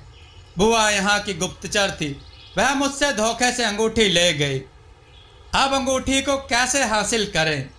तीनों मिलकर योजना बनाने लगे कि किस तरीके से अंगूठी वापस लेनी है। बिल्ली समर प्रताप के महल में पहुंची। वह उसका पीछा करने लगी थी। उसने देखा था कि पूरे दिन समर प्रताप के पास अंगूठी रहती है, और जब वह रात में सोता है तो अंगूठी को अपने मुंह में रख लेता है। बिल्ली बहुत चालाक थी। उसने तरकीब निकाली। समर प्रताप सो रहा था, अंगूठी उसके मुंह में थी और बिल्ली उसके पलंग के नीचे। अब मुंह में अंगूठी कैसे निकाले? तब तक उसने देखा कि चूहों की बारात निकल रही थी। आमतौर पर दूल्हा आगे होता है, बारात पीछे, लेकिन चूहों में ऐसा नियम नहीं है। वहाँ उल्टा होता है। वहाँ दूल्हे को सबसे पीछे रखा जाता है, ताकि कोई आपदा आए तो बाकी चूहे उसे झेल ले और दूल्हा सुरक्षित रहे। बिल्ली ताक लगाए इंतजार करती रही। बारात के चूहे निकलते रहे। सबसे आखिर में दूल्हा निकला। बिल्ली ने झपट्टा मारकर उसको अपने मुंह में रख लिया। यह देखकर चूहों के राजा रानी रोते हुए बिल्ली के सामने आए और कहा, यह उनका इकलौता बेटा है और वे बहुत दिनों से उसके विवाह की प्रतीक्षा कर रहे हैं। इसको छोड़ दो, बदले में चाहे हमें खा लो। बिल्ली बोली, नहीं, मुझे किसी को नहीं खाना है। मेरा एक काम कर दो तो मैं भी इसको अभी छोड़ दूंगी। उन्होंने कहा, बताओ कौन सा काम है? हम तो जान भी देने को तैयार हैं। बिल्ली ने कहा, जान देने की जरूरत नहीं है। यह जो राजकुमार सो रहा है, तुम इसकी नाक में अपनी पूंछ डालो। यह कौन सी बड़ी बात है। तुरंत ही चूहों के राजा रानी ने अपनी पलटन को आदेश दिया। सारे चूहे पलंग पर चढ़ गए और इधर से उधर घूम घूम कर शरारत करने लगे। उनको तो मनमाना काम मिल गया था। वे राजकुमार समर प्रताप की नाक में पूंछ डालते और भाग जाते। राजकुमार समर प्रताप को छींकें आने लगी। बहुत जोर जोर से छींकने लगा। इतनी देर में सारे चूहे रफू चक्कर हो गए। छींकें आने पर अंगूठी मुंह से निकलकर दूर जा गिरी। बिल्ली तो इसी ताक में थी। उसने झट से अंगूठी को उठाया और भाग गई। उधर समर प्रताप जब स्वस्थ हुआ तो उसे पता चला कि उसके मुंह से अंगूठी निकलकर कहीं जा गिरी है। वह उठकर अंगूठी को ढूंढने लगा। उसने सारा कक्ष छान मारा, लेकिन अंगूठी उसे नहीं मिली। वह बहुत परेशान हो गया। वह अंगूठी ढूंढने में आकाश पताल एक कर दे रहा था। उसने आसमान सिर पर उठा रखा था। सारे नौकरों की फौज खड़ी कर रखी थी। सब अंगूठी ढूंढने में लग गए थे। यह समाचार धीरे धीरे पूरे महल में फैल गया कि राजकुमार समर प्रताप की जादुई अंगूठी गायब हो गई है। सलाका तक यह खबर पहुंची तो उसने कहा, यह तो बहुत बड़ा गजब हो गया। जल्दी से चित्रा के महल की ओर चलो, नहीं तो वह यहाँ से जा सकती है। जरूर यह उसकी कोई चाल होगी। उधर चित्रा के महल में बिल्ली पहुंचने ही वाली थी। इतनी सुंदर और अजीब ढंग की बिल्ली को एक आदमी ने देखा जो आखेटक था और पशु पक्षी बेचने का धंधा करता था। उसने बड़ी फुर्ती से उस बिल्ली को पकड़ लिया। उधर तोता बिल्ली की टोह में निकला था। उसने जैसे ही दृश्य देखा, उसने बिल्ली के पास से उड़ान भरी। बिल्ली ने अंगूठी अपने मुंह से निकालकर जमीन पर डाल दी। तोते ने उसे मुंह में दबाया और उड़ गया। तोता तो आंखों से ओझल हो गया और बिल्ली अब अंगूठी से निश्चिंत थी। उसने आखेटक को जरा सा सावधान देखकर उसकी आंखों में पंजे का भरपूर वार किया। वह करा कर वहीं बैठ गया। इतनी देर में बिल्ली रफू चक्कर हो गई। तोता चित्रा से कह रहा था, राजकुमारी जी, जल्दी से उड़न खटोला मंगवाइए और यहाँ से निकल चलिए। लेकिन चित्रा वहां से टस से मस नहीं हो रही थी। वह रो रही थी और कह रही थी, मैं अपनी प्यारी बिल्ली के बिना यहाँ से नहीं जाऊंगी। उसकी जान खतरे में पड़ जाएगी। उसे कुछ नहीं होगा। तोता उसे समझा रहा था, आप हमारी बात मानिए, वह आ जाएगी। वह साधारण बिल्ली नहीं है। नहीं, मैं अपनी जान से प्यारी बिल्ली को छोड़कर नहीं जा सकती। चित्रा को समझाना मुश्किल था। तब तक उसने देखा कि बिल्ली दौड़ती ही आ रही थी, लेकिन उसके पीछे उसने आखेटक को भी दौड़कर आते हुए देखा। राजकुमारी ने तुरंत ही जल्दी से अंगूठी को जल से धोया और कहा, सत्य राजा वासुकी की अंगूठी की जय हो। सत्य सत्य अंगूठी, मुझे जल्दी से उड़न खटोले में बिठाकर मेरे रूपनगर में ले चलो। तुरंत उड़न खटोला वहां आकर हाजिर हो गया। राजकुमारी चित्रा तोते को लेकर उस उड़न खटोले में बैठ गई। जैसे ही उड़न खटोला उड़ने को हुआ, बिल्ली दौड़ती ही आई। उसने छलांग लगाई और चित्रा ने उसको झुककर गोद में उठा लिया। अब चित्रा अपनी बिल्ली और तोते के साथ मुक्त होकर नीले गगन की सैर करके बहुत ही खुश थी। सफेद बादल आंख मिचौली सी खेलते हुए उसके आसपास ऊपर नीचे से होकर उड़ रहे थे। चित्रा खुलकर हंस रही थी, खिलखिला रही थी। आखेटक के पीछे पीछे ही सलाका, समर प्रताप और पीछे उनके सैनिकों की टुकड़ी आकर हाजिर हो गई थी। देखते देखते उनकी आंखों के सामने से उड़न खटोला उड़कर दूर आसमान में जा चुका था। अब कुछ नहीं हो सकता था। लोग देखते ही रह गए। हाथ में आई बाजी को वापस जाते देखकर समर प्रताप क्रोध से चीख उठा। उसे एहसास हो गया था कि राजकुमारी चित्रा ने उससे झूठ बोला था और वे तोते बिल्ली ही उसको बचा कर ले गए थे। इसका मतलब वह उसे मूर्ख बना गई थी। वह तिलमिलाता हुआ वापस लौट आया और उसने चंद्र प्रताप के सामने आकर यह घोषणा कर दी कि जब तक मेरा राजकुमारी चित्रा से विवाह नहीं होता, तब तक मैं अन्न जल ग्रहण नहीं करूंगा। चंद्र प्रताप इस बीच में बहुत शक्तिशाली बन चुका था। उसने गरज कर अपने सेनापति को आदेश दिया, रूपनगर पर चढ़ाई कर दो। अब हम युद्ध में लड़कर चित्रा को जीत कर लाएंगे। उधर उड़न खटोला राजकुमारी चित्रा बिल्ली और तोते सहित रूपनगर में जा पहुंचा। राजकुमारी चित्रा अपने उपवन में उतरी। उसके बाद दौड़कर अपने महल में पहुंची। अपने माता और पिता से मिलकर रोने लगी। उन लोगों ने भगवान को धन्यवाद दिया कि हमारी बेटी सकुशल वापस आ गई है। अरुण के सिर से भारी चिंता उतर गई। राजकुमारी चित्रा ने अरुण की अंगूठी उसको वापस दे दी और कहा, मैं उस दुष्ट सलाका की बातों में आ गई थी और आपसे अंगूठी मांग बैठी, जिसका मुझे फल भुगतना पड़ा। मुझे माफ कर दीजिए। अरुण ने कहा, यह तो उसके बहकावे में आकर हुआ था चित्रा। उस बात को एक बुरा सपना समझकर भूल जाओ। लेकिन चंदनपुर का नाम सुनकर अरुण की माँ बहुत क्रोध में थी। उन्होंने अरुण से कहा, आज वह समय आ गया है जब मैं तुमको सारा सच बताऊंगी। यह चंदनपुर का राजा चंद्रकेतु धोखेबाज है। इसने धोखे से मंत्री से मिलकर रात में आक्रमण किया था, जिसमें तुम्हारे पिता महाराज वीरभद्र लड़ते लड़ते घायल हो गए थे। उन्होंने मुझे जबरदस्ती गुप्त रास्ते से निकाल दिया था, मुझे यह सौगंध देकर कि तुम्हें वंश की रक्षा करनी है। उन्होंने दरवाजा बंद कर दिया था। मुझे नहीं पता कि तुम्हारे पिता महाराज का क्या हाल हुआ होगा, लेकिन मैं तुम्हें लेकर बचकर वहां से निकल आई थी। मेरा नाम सुगंधा है। मैं चंदनपुर की रानी थी और तुम राजकुमार अरुण हो। क्या?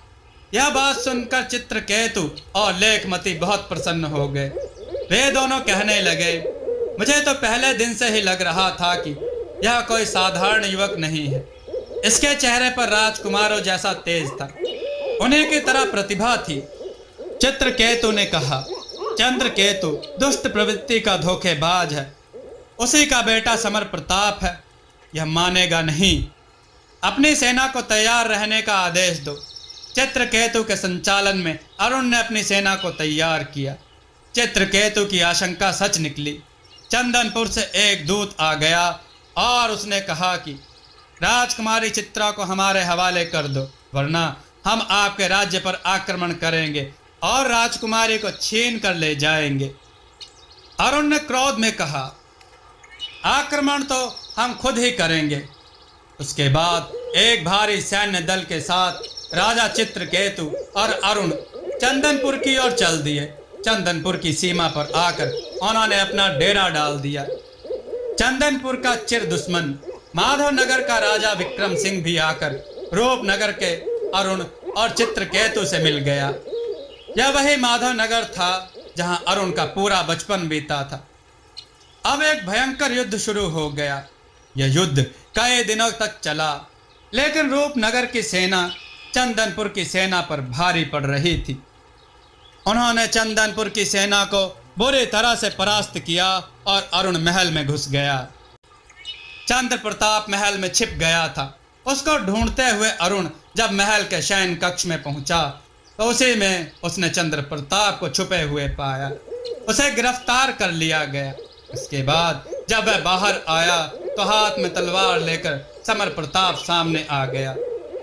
अब वही बचा था। समर प्रताप अरुण को देखते ही चौंक पड़ा और बोला, अरे भिखारी मजदूर, तो तू है चित्रा का पति और मेरा दुश्मन। अरुण बोला, तुझे तो शर्म आनी चाहिए। तुझे मैंने एक बार जीवन दान दिया था, वह भूल गया। तूने तो कहा था मैं जीवन भर याद रखूंगा और जब मौका आया तो बदला चुका दूंगा। भीख में तो मैंने तुझे तेरी सांसें दी थी। जब तेरी जान बचाई थी तो मेरी दी हुई जिंदगी पर ही पल रहा है। एहसान का बदला चुकाना तेरे वंश का काम नहीं है और तू चुकाएगा भी कैसे? तू तो नीच बाप की नीच संतान है। और सुन, मैं मजदूर नहीं, मैं यहाँ का राजकुमार था जिसका राज्य तेरा बाप धोखे से छीन कर राजा बना बैठा है। जाकर अपने बाप से पूछ। जीवन दान के बदले में मैं तुझे जीवन दान दे सकता हूँ, तलवार लहराते हुए समर प्रताप बोला। अरुण हंसकर बोला, तो मुझे क्या जीवन दान देगा? तू तो खुद ही अपनी जान की भीख मांगेगा। उन दोनों में भयंकर लड़ाई शुरू हो गई। जल्द ही अरुण ने समर प्रताप की तलवार को तोड़ डाला। समर प्रताप निहत्था रह गया था। अरुण ने भी अपनी तलवार फेंक दी। अब दोनों में मल्ल युद्ध होने लगा। अरुण ने जल्दी ही समर प्रताप को परास्त कर दिया और समर प्रताप को भी गिरफ्तार कर लिया गया। उन दोनों को कैद खाने में डाल दिया गया। चंद्र प्रताप ने देखा कि जब उसका बेटा समर प्रताप भी कैद में आ गया है तो उसने अरुण से कहा, मैं तुमको एक ऐसी बात बताना चाहता हूँ जिससे तुम खुश हो जाओगे। मेरा और मेरे बेटे का जीवन बख्श दो। तुम्हारे पिता जीवित हैं और जेल खाने में हैं। यह सुनकर अरुण को बहुत खुशी हुई। उसने कहा, अगर तुम ना भी बताते तो भी वे जेल खाने में मिल ही जाते, क्योंकि मैं अब जेल खाने के सभी कैदियों को रिहा करने जा रहा हूँ। जेल खाने में केवल अब तुम ही दोनों लोग रहोगे, वह भी आजीवन। चंद्र प्रताप और समर प्रताप को अपनी करनी का फल मिल गया था। बाकी उनकी रानियों को और उसके परिवार के सभी सदस्यों को अरुण ने रिहा कर दिया था। वे अपने सोमनगर में वापस चली गई थी। राजा वीरभद्र जेल में पड़े हुए थे। सुगंधा ने उन्हें देखते ही पहचान लिया। राजा वीरभद्र भी सुगंधा को देखकर विह्वल हो गए और जब उन्होंने देखा कि सुगंधा के साथ उनका बेटा अरुण भी है और वह इतना बड़ा हो गया है तो उनकी आंखों से खुशी के आंसू निकलने लगे। वे तो सोचते थे कि अब कभी जीवन में अपनी पत्नी और बेटे से नहीं मिल पाएंगे। अभी और भी कुछ आश्चर्य उन्हें देखने थे। एक बार फिर से बुरे दिनों का साया छट गया और सभी लोग मिल गए। अब राजकुमार अरुण का जीवन खुशहाल हो गया। राजा वीरभद्र फिर से अपने राज्य चंदनपुर के राजा बन गए। लेकिन एक कहानी अभी बाकी थी जो अरुण के मन को परेशान कर रही थी, और वह कहानी उसे अचानक ही पता चल गई। जब उसकी सास रानी लेखमती अपनी बेटी चित्रा से रो रो कर कह रही थी, देखो बेटी, किस्मत की बात होती है। आज कितना अच्छा लग रहा है जब सारे विपत्ति के बादल हट गए और खुशियों का मुस्कुराता हुआ सूरज हमारे सामने हंस रहा है। कितने दिनों से बिछड़े हुए लोग मिल गए और असंभव सा लग रहा काम हो गया। जब अरुण का खोया हुआ राज्य मिल गया, यहाँ तक कि उसके खोए हुए पिता भी मिल गए, जिसकी उसने कभी उम्मीद भी नहीं की थी। भगवान मुझ पर भी इसी तरह से तरस खा जाते और मुझ दुखियारी माँ की आत्मा को भी शांति मिल जाती। बेटी, कभी भी मेरे मन को सुकून नहीं मिला। मैं अपने बेटे पराग के लिए हमेशा मन ही मन रोती रही हूँ। इसी प्रकार कहीं से मेरा बेटा भी मुझे मिल जाता तो कितना अच्छा रहता। माँ, जो चीज़ होने की नहीं है उसे रो रो कर अपने दिल को क्यों दुखी करती हो? और पिताजी को सुनने को मिलेगा तो वह भी दुखी होंगे। मुझे क्या दुख नहीं होता? जब जब मैं अपने भाई को याद करती हूँ तो मेरे आंसू बहने लगते हैं। लेकिन इसके अलावा मैं कर भी क्या सकती हूँ? अचानक ही वहाँ अरुण को देखकर दोनों चुप हो गए। लेकिन अरुण ने यह पहली बार सुना था। उसे जानने की उत्सुकता हो गई और उसने जिद करके जब पूछा तो रानी लेखमती ने बताया, राजकुमारी चित्रा से 2 साल बड़ा मेरा एक बेटा भी था। चित्रा के पिताजी महाराज चित्रकेतु जब शिकार खेलने के लिए जाया करते थे तो वहां से लौटकर अपने शिकार की विचित्र कथाएं सुनाते थे, जिन्हें पराग बड़े चाव से सुना करता था। कभी कभी वह भी जिद करता था कि मैं भी आपके साथ चलूंगा, लेकिन वे कहते थे कि तुम अभी बहुत छोटे हो, तुम नहीं जा सकते। और एक दिन उसने बहुत जिद ठानी। अपने बेटे की जिद के सामने महाराज झुक गए। आखिरकार वह उसके साथ चला ही गया। जंगल में जगह जगह घूमा, जगह जगह के पशु पक्षी उसने देखे। उसे बहुत अच्छा लगा। फिर वह जिद करके जब तब जाने लगा। और एक दिन किसी लड़ाई में पड़ोस के राज्य के राजा ने तुम्हारे पिताजी को बुलाया तो वे अपनी सेना लेकर उसकी मदद करने वहां पहुंच गए। इस समय तक तो पराग युवा अवस्था में आ चुका था। उसमें नया जोश भरा था, इसलिए अपनी जिद के आगे वह किसी की भी नहीं सुनता था। उसने अपने ही हम उम्र मंत्री के बेटे कृपाल को साथ लिया। कृपाल उसे अपने साथ ले गया। वह जंगलों में शिकार करने के लिए निकल गए। मैंने उसे बहुत मना किया, लेकिन वह नहीं माना। उसके बाद वह वहां से गायब हो गया। वह फिर आज तक नहीं लौटा और उसके साथ कृपाल भी नहीं लौटा, वह भी गायब है। उसे बहुत ढूंढा महाराज ने, अपने सैनिक और गुप्तचरों का जाल बिछा दिया, लेकिन आसपास कहीं भी उसका कोई भी पता नहीं मिला। तब से महाराज भी बहुत दुखी रहते हैं। यह कहानी सुनकर अरुण को बहुत दुख हुआ। उसने सोचा कि मेरा चंदनपुर का राज्य है और यहाँ का राज्य उन्होंने मुझे दे दिया है, जबकि यहाँ का राज्य पराग का है और वह राजा बना बैठा है। उसका मन उसको धिक्कारने लगा।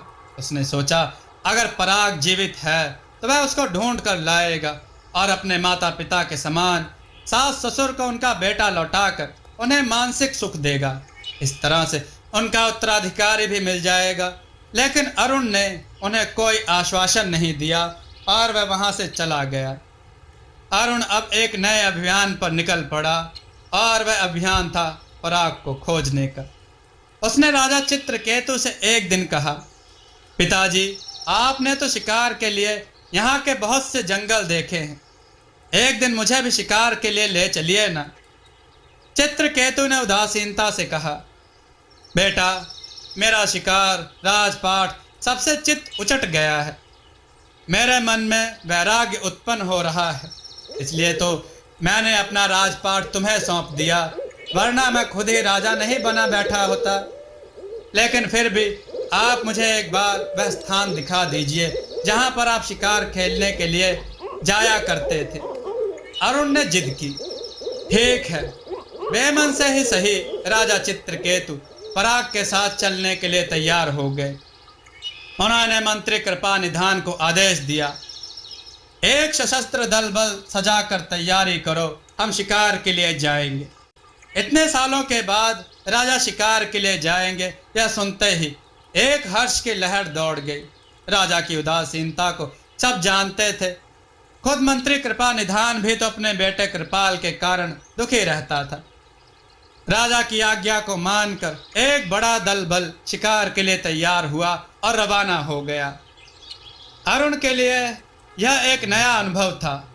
सबसे उसे जानवरों का शिकार करना पसंद नहीं था, लेकिन यह राजाओं का धर्म होता है, यह उसने सुन रखा था और धर्म तो वह पालन करता था। लेकिन जानवरों का शिकार करना उसने स्वीकार नहीं किया। वह तो हर जगह को देख रहा था, परख रहा था और उनका दल बल आगे बढ़ा जा रहा था। जहां कहीं भी ले जाते अपना पड़ाव लगा देते और घोड़े पर बैठकर अरुण जंगल को छान मारता। खूंखार जानवर आहट सुनकर वैसे भी भाग जाते थे और उस पर किसी खतरनाक जानवर ने हमला नहीं किया था। उसके लिए उसके धनुष बाण तैयार थे। कहीं भी कोई भी असामान्य बात पता नहीं चल रही थी। वह स्वयं जाकर आसपास के कबीलों में और हर जगह पता करता कि शायद कोई ऐसी घटना घटी हो, कभी कोई राजकुमार यहाँ आया हो, उसके साथ कोई घटना हुई हो। बड़े दूर दूर तक के जंगल उसने छान मारे। उत्तर दिशा की ओर अब आखिरी जंगल बचा था, जो नंदन वन के नाम से मशहूर था। उसने सुना कि यह जंगल बहुत ही रहस्यमयी है। राजा चित्रकेतु ने इस जंगल में जाने से मना कर दिया और कहा, अब तो सभी इलाके देख लिए हैं, अब लौट चलो। कोई कहता था यहाँ पर गंधर्व आते हैं और घूमते हैं, कोई कहता था यहाँ पर परियां आती हैं। कुछ कहानियाँ ऐसी फैली थी कि यहाँ जादूगरों का डेरा है। चित्रकेतु की बात मानकर अरुण ने वहां से डेरा उखाड़ लिया। सभी लोग वापस रूपनगर लौट आए। राजा चित्रकेतु को यथास्थान सुरक्षित पहुंचाकर रात में ही अरुण ने अपना घोड़ा तैयार किया और वहां से चुपचाप निकल गया। अब उसका घोड़ा बड़े वेग से नंदनवन की ओर दौड़ा चला जा रहा था। उसके मन में एक बहुत बड़ी उथल पुथल मची थी कि आखिरकार उस जंगल के कौन से रहस्य हैं। उसका मन कहता था कि पराग और कृपाल का पता उसे इसी जंगल में मिलेगा। जरूर वे इसी जंगल में आकर गुम हुए हैं, वह उन्हें खोज कर ही रहेगा। अरुण रात भर अपने घोड़े को दौड़ाता रहा। आखिरकार वह नंदनवन में पहुंच ही गया। उसने अपने इष्ट देव का स्मरण किया और अपने हाथ की जादुई अंगूठी को देखा, लेकिन साथ ही साथ अंगूठी देते समय नागराज ने जो कहा था वह भी उसे याद आया। कभी भी इस अंगूठी का दुरुपयोग मत करना और केवल अपने ही हित और मनोरंजन के लिए भी उपयोग मत करना। इसका तभी उपयोग करना जब प्राण संकट में हो, अति आवश्यक हो अथवा किसी दूसरे का भला करना हो। इसलिए वह जब चाहता तो अंगूठी का उपयोग करके सब कुछ पता लगा सकता था, लेकिन वह अंगूठी का दुरुपयोग नहीं करना चाहता था और अपने नियम पर दृढ़ था। जंगल में प्रवेश करके वह अंदर घुसता ही चला गया। यह जंगल बहुत ही विशाल था। उसके कंधे पर तरकश, हाथ में धनुष बाण था। वह किसी भी खतरे से निपटने के लिए प्रतिपल तैयार था। जंगल में विचित्र विचित्र तरह की आवाजें आ रही थी। यह समझ में ही नहीं आ रहा था यह किसी जानवर की आवाजें थीं या किसी इंसान की। वह बड़ी सावधानी से आगे बढ़ा जा रहा था। अचानक उसे संग की तेज दहाड़ सुनाई दी। वह सतर्क हो गया। दहाड़ अब की बार उसके बिल्कुल नजदीक गूंजी थी। जंगल थर्रा उठा। उसने सामने देखा एक भयानक सिंह उसकी ओर झपट रहा था। उसने तरकस से तीर निकाला और तीर सिंह की ओर छोड़ा। अचूक निशाना था। तीर शेर के मुंह में जाकर लगा और अगले ही पल में उसके कई सारे तीर शेर के मुंह में मारे। उसने हैरानी से देखा कि मरने के बजाय सिंह अपना रूप बदल रहा था। वह एक चपल हिरण के रूप में बदला और वहां से भाग खड़ा हुआ। अरुण उसके पीछे घोड़ा दौड़ा दिया। अब एक अजीब तरह की भाग दौड़ मची हुई थी। अरुण ने तेजी से तरकश से तीर निकाला और भागते हुए हिरण को मारा। आश्चर्य की बात थी कि हिरण गायब हो गया। उसकी जगह एक सौम्य सन्यासी युवक खड़ा मुस्कुरा रहा था। अब तो अरुण चक्कर में पड़ गया कि वह इंसान को कैसे मार सकता है। उसके हाथ में कमंडल था। वह मंथर गति से चलने लगा। उसने अरुण की ओर देखा। उसकी आंखों में एक ऐसा तेज था कि अरुण उसकी ओर खिंचता चला गया। अब वह आगे आगे जा रहा था। अरुण घोड़े से उतर गया था। घोड़े की लगाम उसने हाथों में थाम रखी थी और उसके पीछे पीछे पैदल चल रहा था। चलते चलते वह एक विशाल पेड़ के पास आया। उस पेड़ की जड़ के पास एक खोह बनी थी जिसके ऊपर झाड़ियां थी। उसने झाड़ियां हटाई और वह खोह में घुस गया। अरुण भी उसके पीछे पीछे चला गया। आश्चर्यजनक रूप से खोह हटती चली गई। वहां पर एक विशाल दरवाजा दिखाई देने लगा। घोड़े सहित अरुण उस द्वार में घुसा तो यह देखकर उसे बहुत आश्चर्य हुआ कि बाहर से एक पेड़ दिखाई दे रहा था और अंदर इतनी मायावी दुनिया थी। चौड़े रास्ते से वह अपने घोड़े को लिए जा रहा था कि वह घूमा और उसने इशारे से अस्तबल को दिखाते हुए कहा, यह अस्तबल है, यहीं घोड़े को बांध दो और मेरे पीछे पीछे आओ। अस्तबल में उसने घोड़े को बांध दिया और उसके पीछे पीछे चलने लगा। वह उसकी आज्ञा का पालन ऐसे कर रहा था जैसे उसका गुलाम हो। सामने कई महल दिखाई दे रहे थे। उनमें एक बड़ा महल था जिसके द्वार पर संतरी तैनात थे। वह उसमें घुस गया। अरुण भी उसके पीछे पीछे चला गया।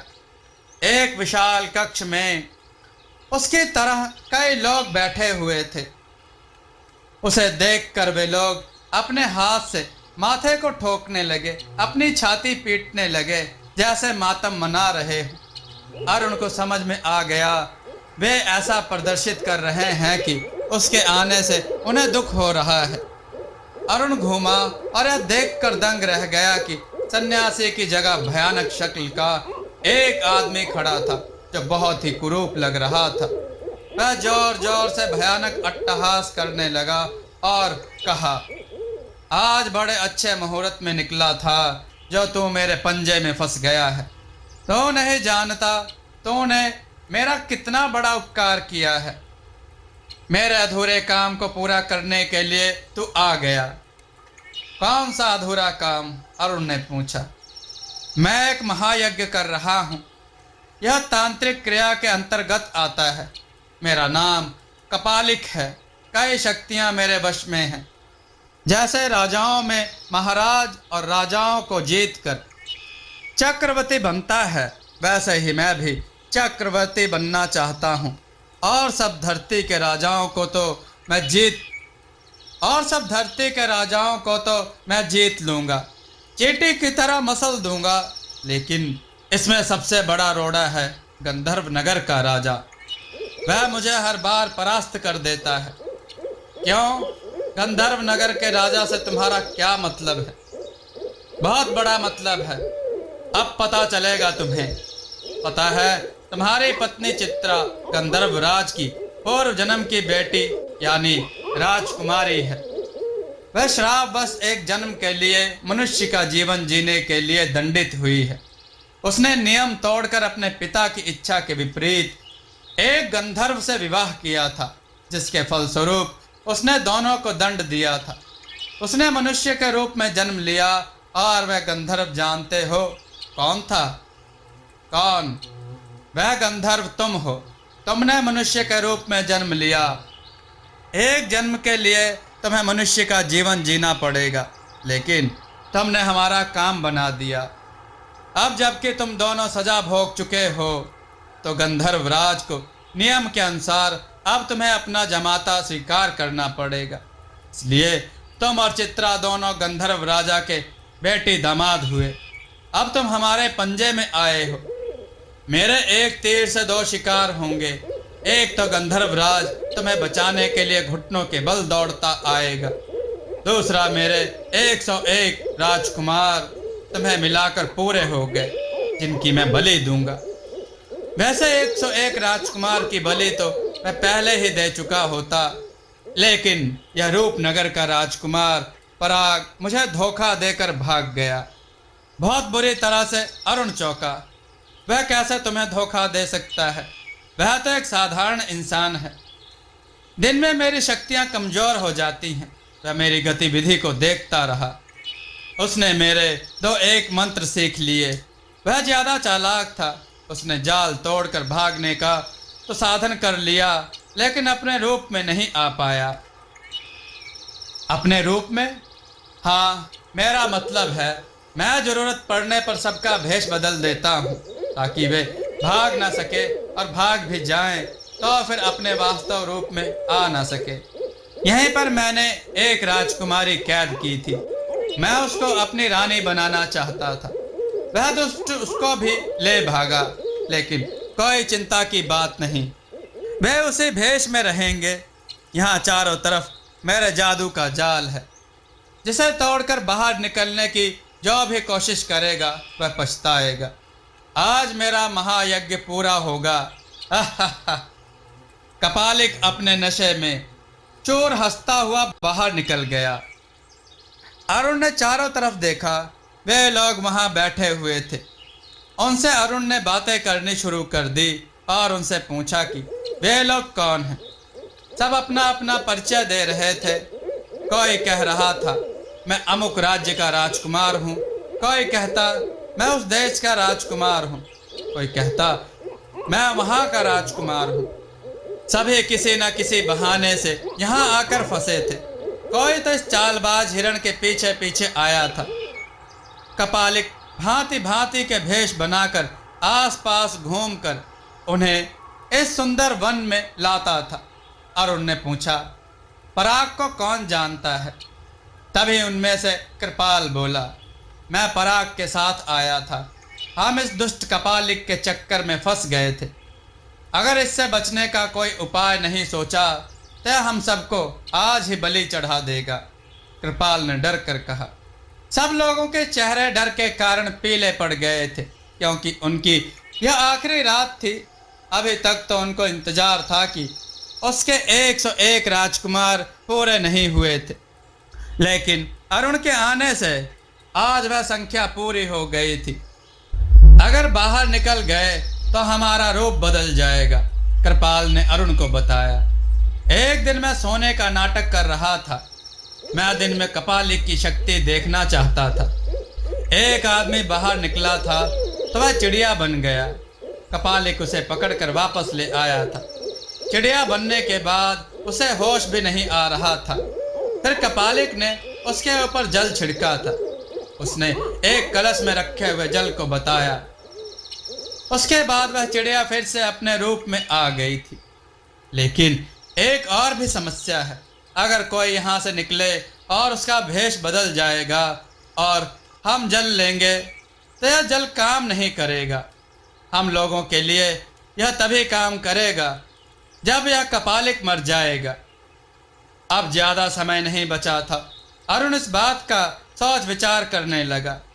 उसके मन में कई योजनाएं आ रही थी, जा रही थी, लेकिन कोई प्रभावी योजना अभी तक उसके दिमाग में नहीं आई थी जिसका जोरदार जवाब कपालिक को दिया जा सके। ऐसे समय में उसे अपनी जादुई अंगूठी का ध्यान आया। उसने जल में अंगूठी को धोया और कहा, सत्य राजा वासुकी की अंगूठी इन सबको इस जादू के माया जाल से मुक्ति दिला। तुरंत वहां भूकंप सा आने लगा। जादू के घेरे को तोड़ने की बहुत कोशिश हुई, लेकिन यहाँ पर आकर अंगूठी असफल हो गई। इसका मतलब है अंगूठी का काम चमत्कार दिखाना है, लेकिन जादू से लड़ना नहीं। वहां पर उसका असर नहीं होता है। अब अरुण बहुत घबरा गया। जादुई अंगूठी के जादू का कपालिक के जादू के सामने कमजोर पड़ने का मतलब था, और कपाल की मौत और कपालिक के काले जादू का साम्राज्य। उधर नागलोक में अपने महल में बैठे हुए राजा वासुकी की अंगूठी ने उसको सूचना दे दी कि आपका पहली बार जादू झूठा पड़ रहा है। आपने जिसको मुझे दिया था उसे आपकी मदद की जरूरत है। अंगूठी की इस अदृश्य सूचना पर नागराज क्रोध से तमतमाकर उठ खड़ा हुआ। किसने मेरे हुक्म की अवहेलना करने की हिम्मत की है? अपने पुत्र सारंग और अपने वीर लड़ाकों को नागराज ने धावा बोलने का आदेश दिया। अंगूठी के निर्देश पर वे अति शीघ्र कपालिक की जादुई नगरी में आ पहुंचे। उन्होंने चारों तरफ अपना घेरा डाल दिया। अंगूठी अब पुनः नागराज के पास आ गई थी। अब वह महल के बाहर खूब काम कर रही थी। तब तक कपालिक भी अपनी जरूरी सामग्री लेकर वहां आ गया। जब उसने वहां नागराज को मौजूद देखा तो बोला, आओ, बहुत अच्छे समय पर आए हो। तुमसे भी हमें काफी मदद मिलेगी।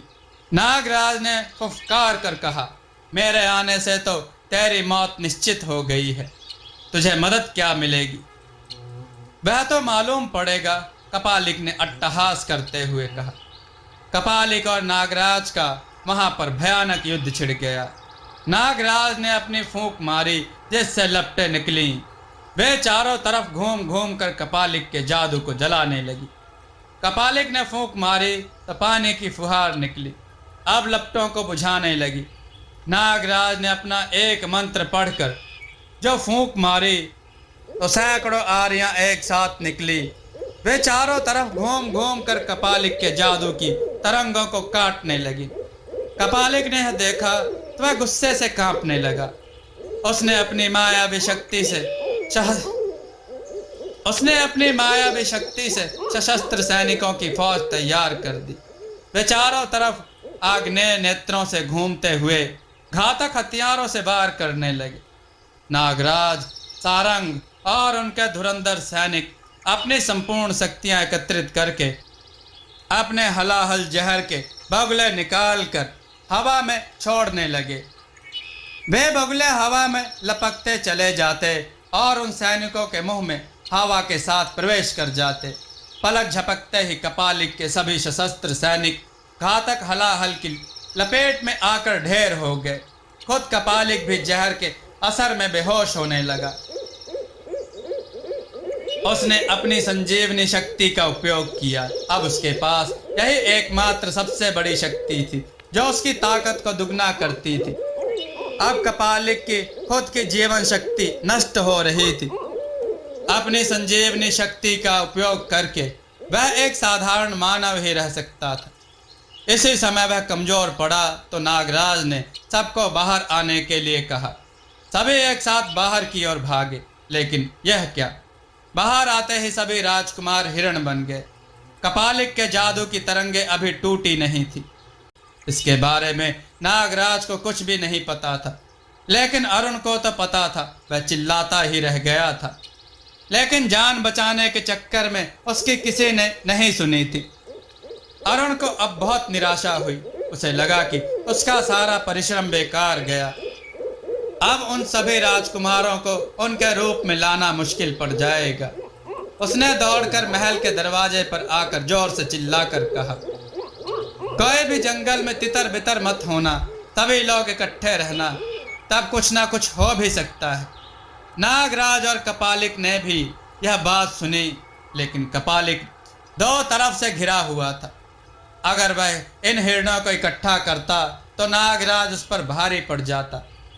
नागराज और सारंग ने अरुण की चेतावनी को सुना तो उन्होंने भी जोर जोर से हिरणों से कहा कि तुम सभी एक जगह इकट्ठे रहना और तुमको तुम्हारे रूप में वापस लाने का पूरा प्रयत्न किया जाएगा।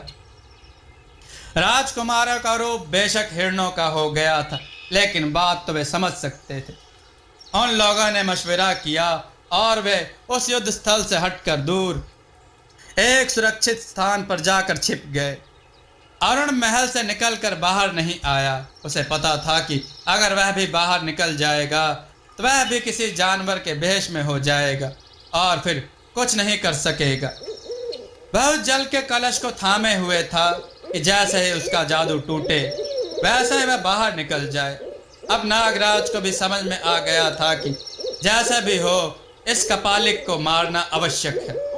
नागराज ने देखा कि कपालिक मरते मरते भी संजीवनी शक्ति से जिंदा हो गया है, तो उसने अपनी योग शक्ति का इस्तेमाल किया। योग शक्ति में अदृश्य किरणों का जाल कपालिक के गले के चारों ओर लिपट रहा था। वे किरणें उसकी प्राण वायु को सोख रही थी, जिससे उसका दम घुट रहा था।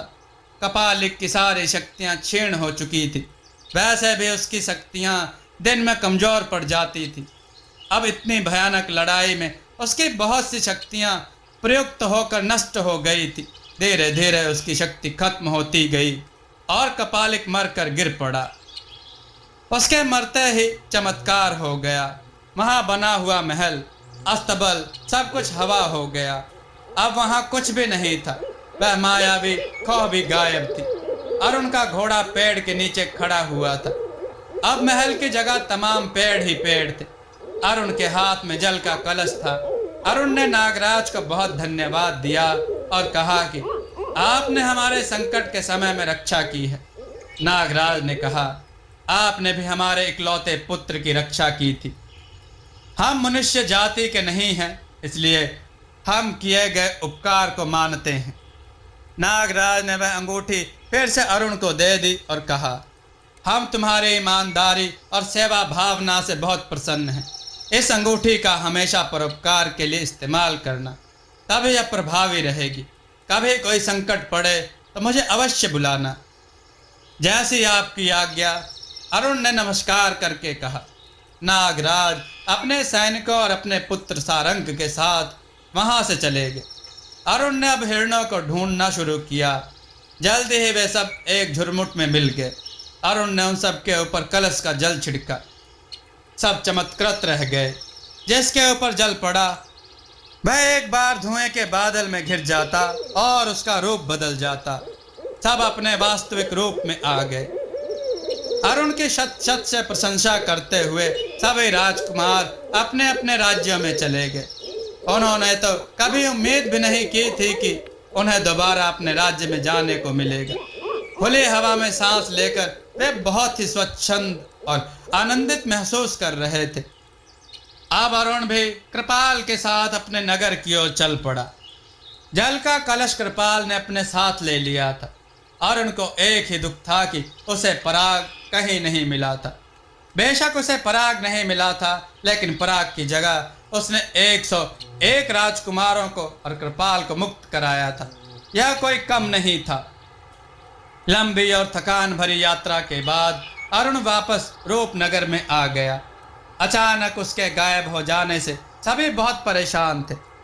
अरुण को आया देखकर सभी लोग बहुत खुश हो गए। मंत्री ने जब अपने बेटे कृपाल को जीवित देखा तो वह खुशी के आंसू बहाने लगा, और जब कृपाल ने बताया कि उसे अरुण ने छुड़वाया है, तो वह अरुण के पैरों पर गिर पड़ा और कहा कि आपने हमें नया जीवन दिया है। अरुण को आया देखकर बिल्ली उसकी गोद में आकर बैठ गई और तोता भी पैरों के पास बैठ गया। उसी समय कृपाल जल का कलश लेकर आया और कहा, राजकुमार जी, यह जल का कलश ले लीजिए, यह तो मैं आपको देना ही भूल गया था। राजकुमार को बहुत क्रोध आया। उसने कहा, अब इस जल के कलश का हमें क्या करना है? पराग तो हमें वहां मिला ही नहीं, अब तो हमारे लिए यह व्यर्थ है। ऐसा कहकर उसने गुस्से के कारण वह जल उड़ेल दिया जो बिल्ली और तोते के ऊपर जाकर गिरा। वे दोनों उसमें नहा गए। एक महान आश्चर्य हुआ जो राजकुमार अरुण ने सपने में भी नहीं सोचा था।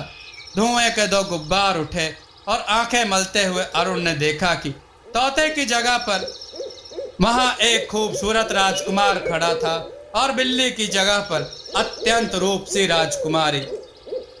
अरुण हैरानी से उन्हें देख रहा था। राजकुमार पराग और राजकुमारी रत्नावली। कृपाल की आश्चर्य में डूबी आवाज सुनकर अरुण चौंका। क्या? राजकुमार पराग? हाँ, यही तो हमारे राजकुमार हैं, कृपाल ने कहा। अब तो अरुण की खुशी का कोई ठिकाना नहीं रहा। उसकी सारी मेहनत सफल हुई। यह समाचार बिजली की तरह महल में पहुंच गई। राजा चित्रकेतु और रानी लेखमती यह खबर सुनते ही भागी भागी आई। उन्होंने देखा कि यह तो उनका राजकुमार पराग था। पराग ने भी अपने माता पिता को देखा तो दौड़कर उनके गले से लग गया। बरसों के बिछड़े हुए बेटे और माता पिता मिल गए। वे खुशी के आंसू बहा रहे थे। तभी लेखमती की निगाह उस राजकुमारी पर पड़ी। यह कौन है? उन्होंने पराग से पूछा। यह राजकुमारी रत्नावली है, जिसका अपहरण करके कपालिक विशाल नगर से लाया था। हम दोनों ही वहां से भाग खड़े हुए थे और हम तो जानते थे कि हमारा देश कहाँ है, इसलिए हम अपने देश की तरफ जा रहे थे। रूपनगर तक आते आते हम आखेटकों के जाल में फंस गए। उन्होंने हमें पकड़ लिया और बेच दिया। हमें अरुण ने खरीदा। जब हमने देखा कि यह तो हमारी बहन से विवाह कर रहा है, तो फिर हमने अपनी बहन की भी रक्षा की और हम यहीं आसपास बने रहे। राजकुमारी रत्नावली को उसके घर भेजो, लेखमती ने कहा। यहाँ पर अरुण का उड़न खटोला काम आया। अरुण और पराग रत्नावली को विशाल नगर छोड़ने गए। राजा ने अपनी बेटी को देखा तो बहुत खुश हुआ। अब एक नया समारोह आ गया था और वह समारोह था राजकुमारी रत्नावली और राजकुमार पराग का विवाह।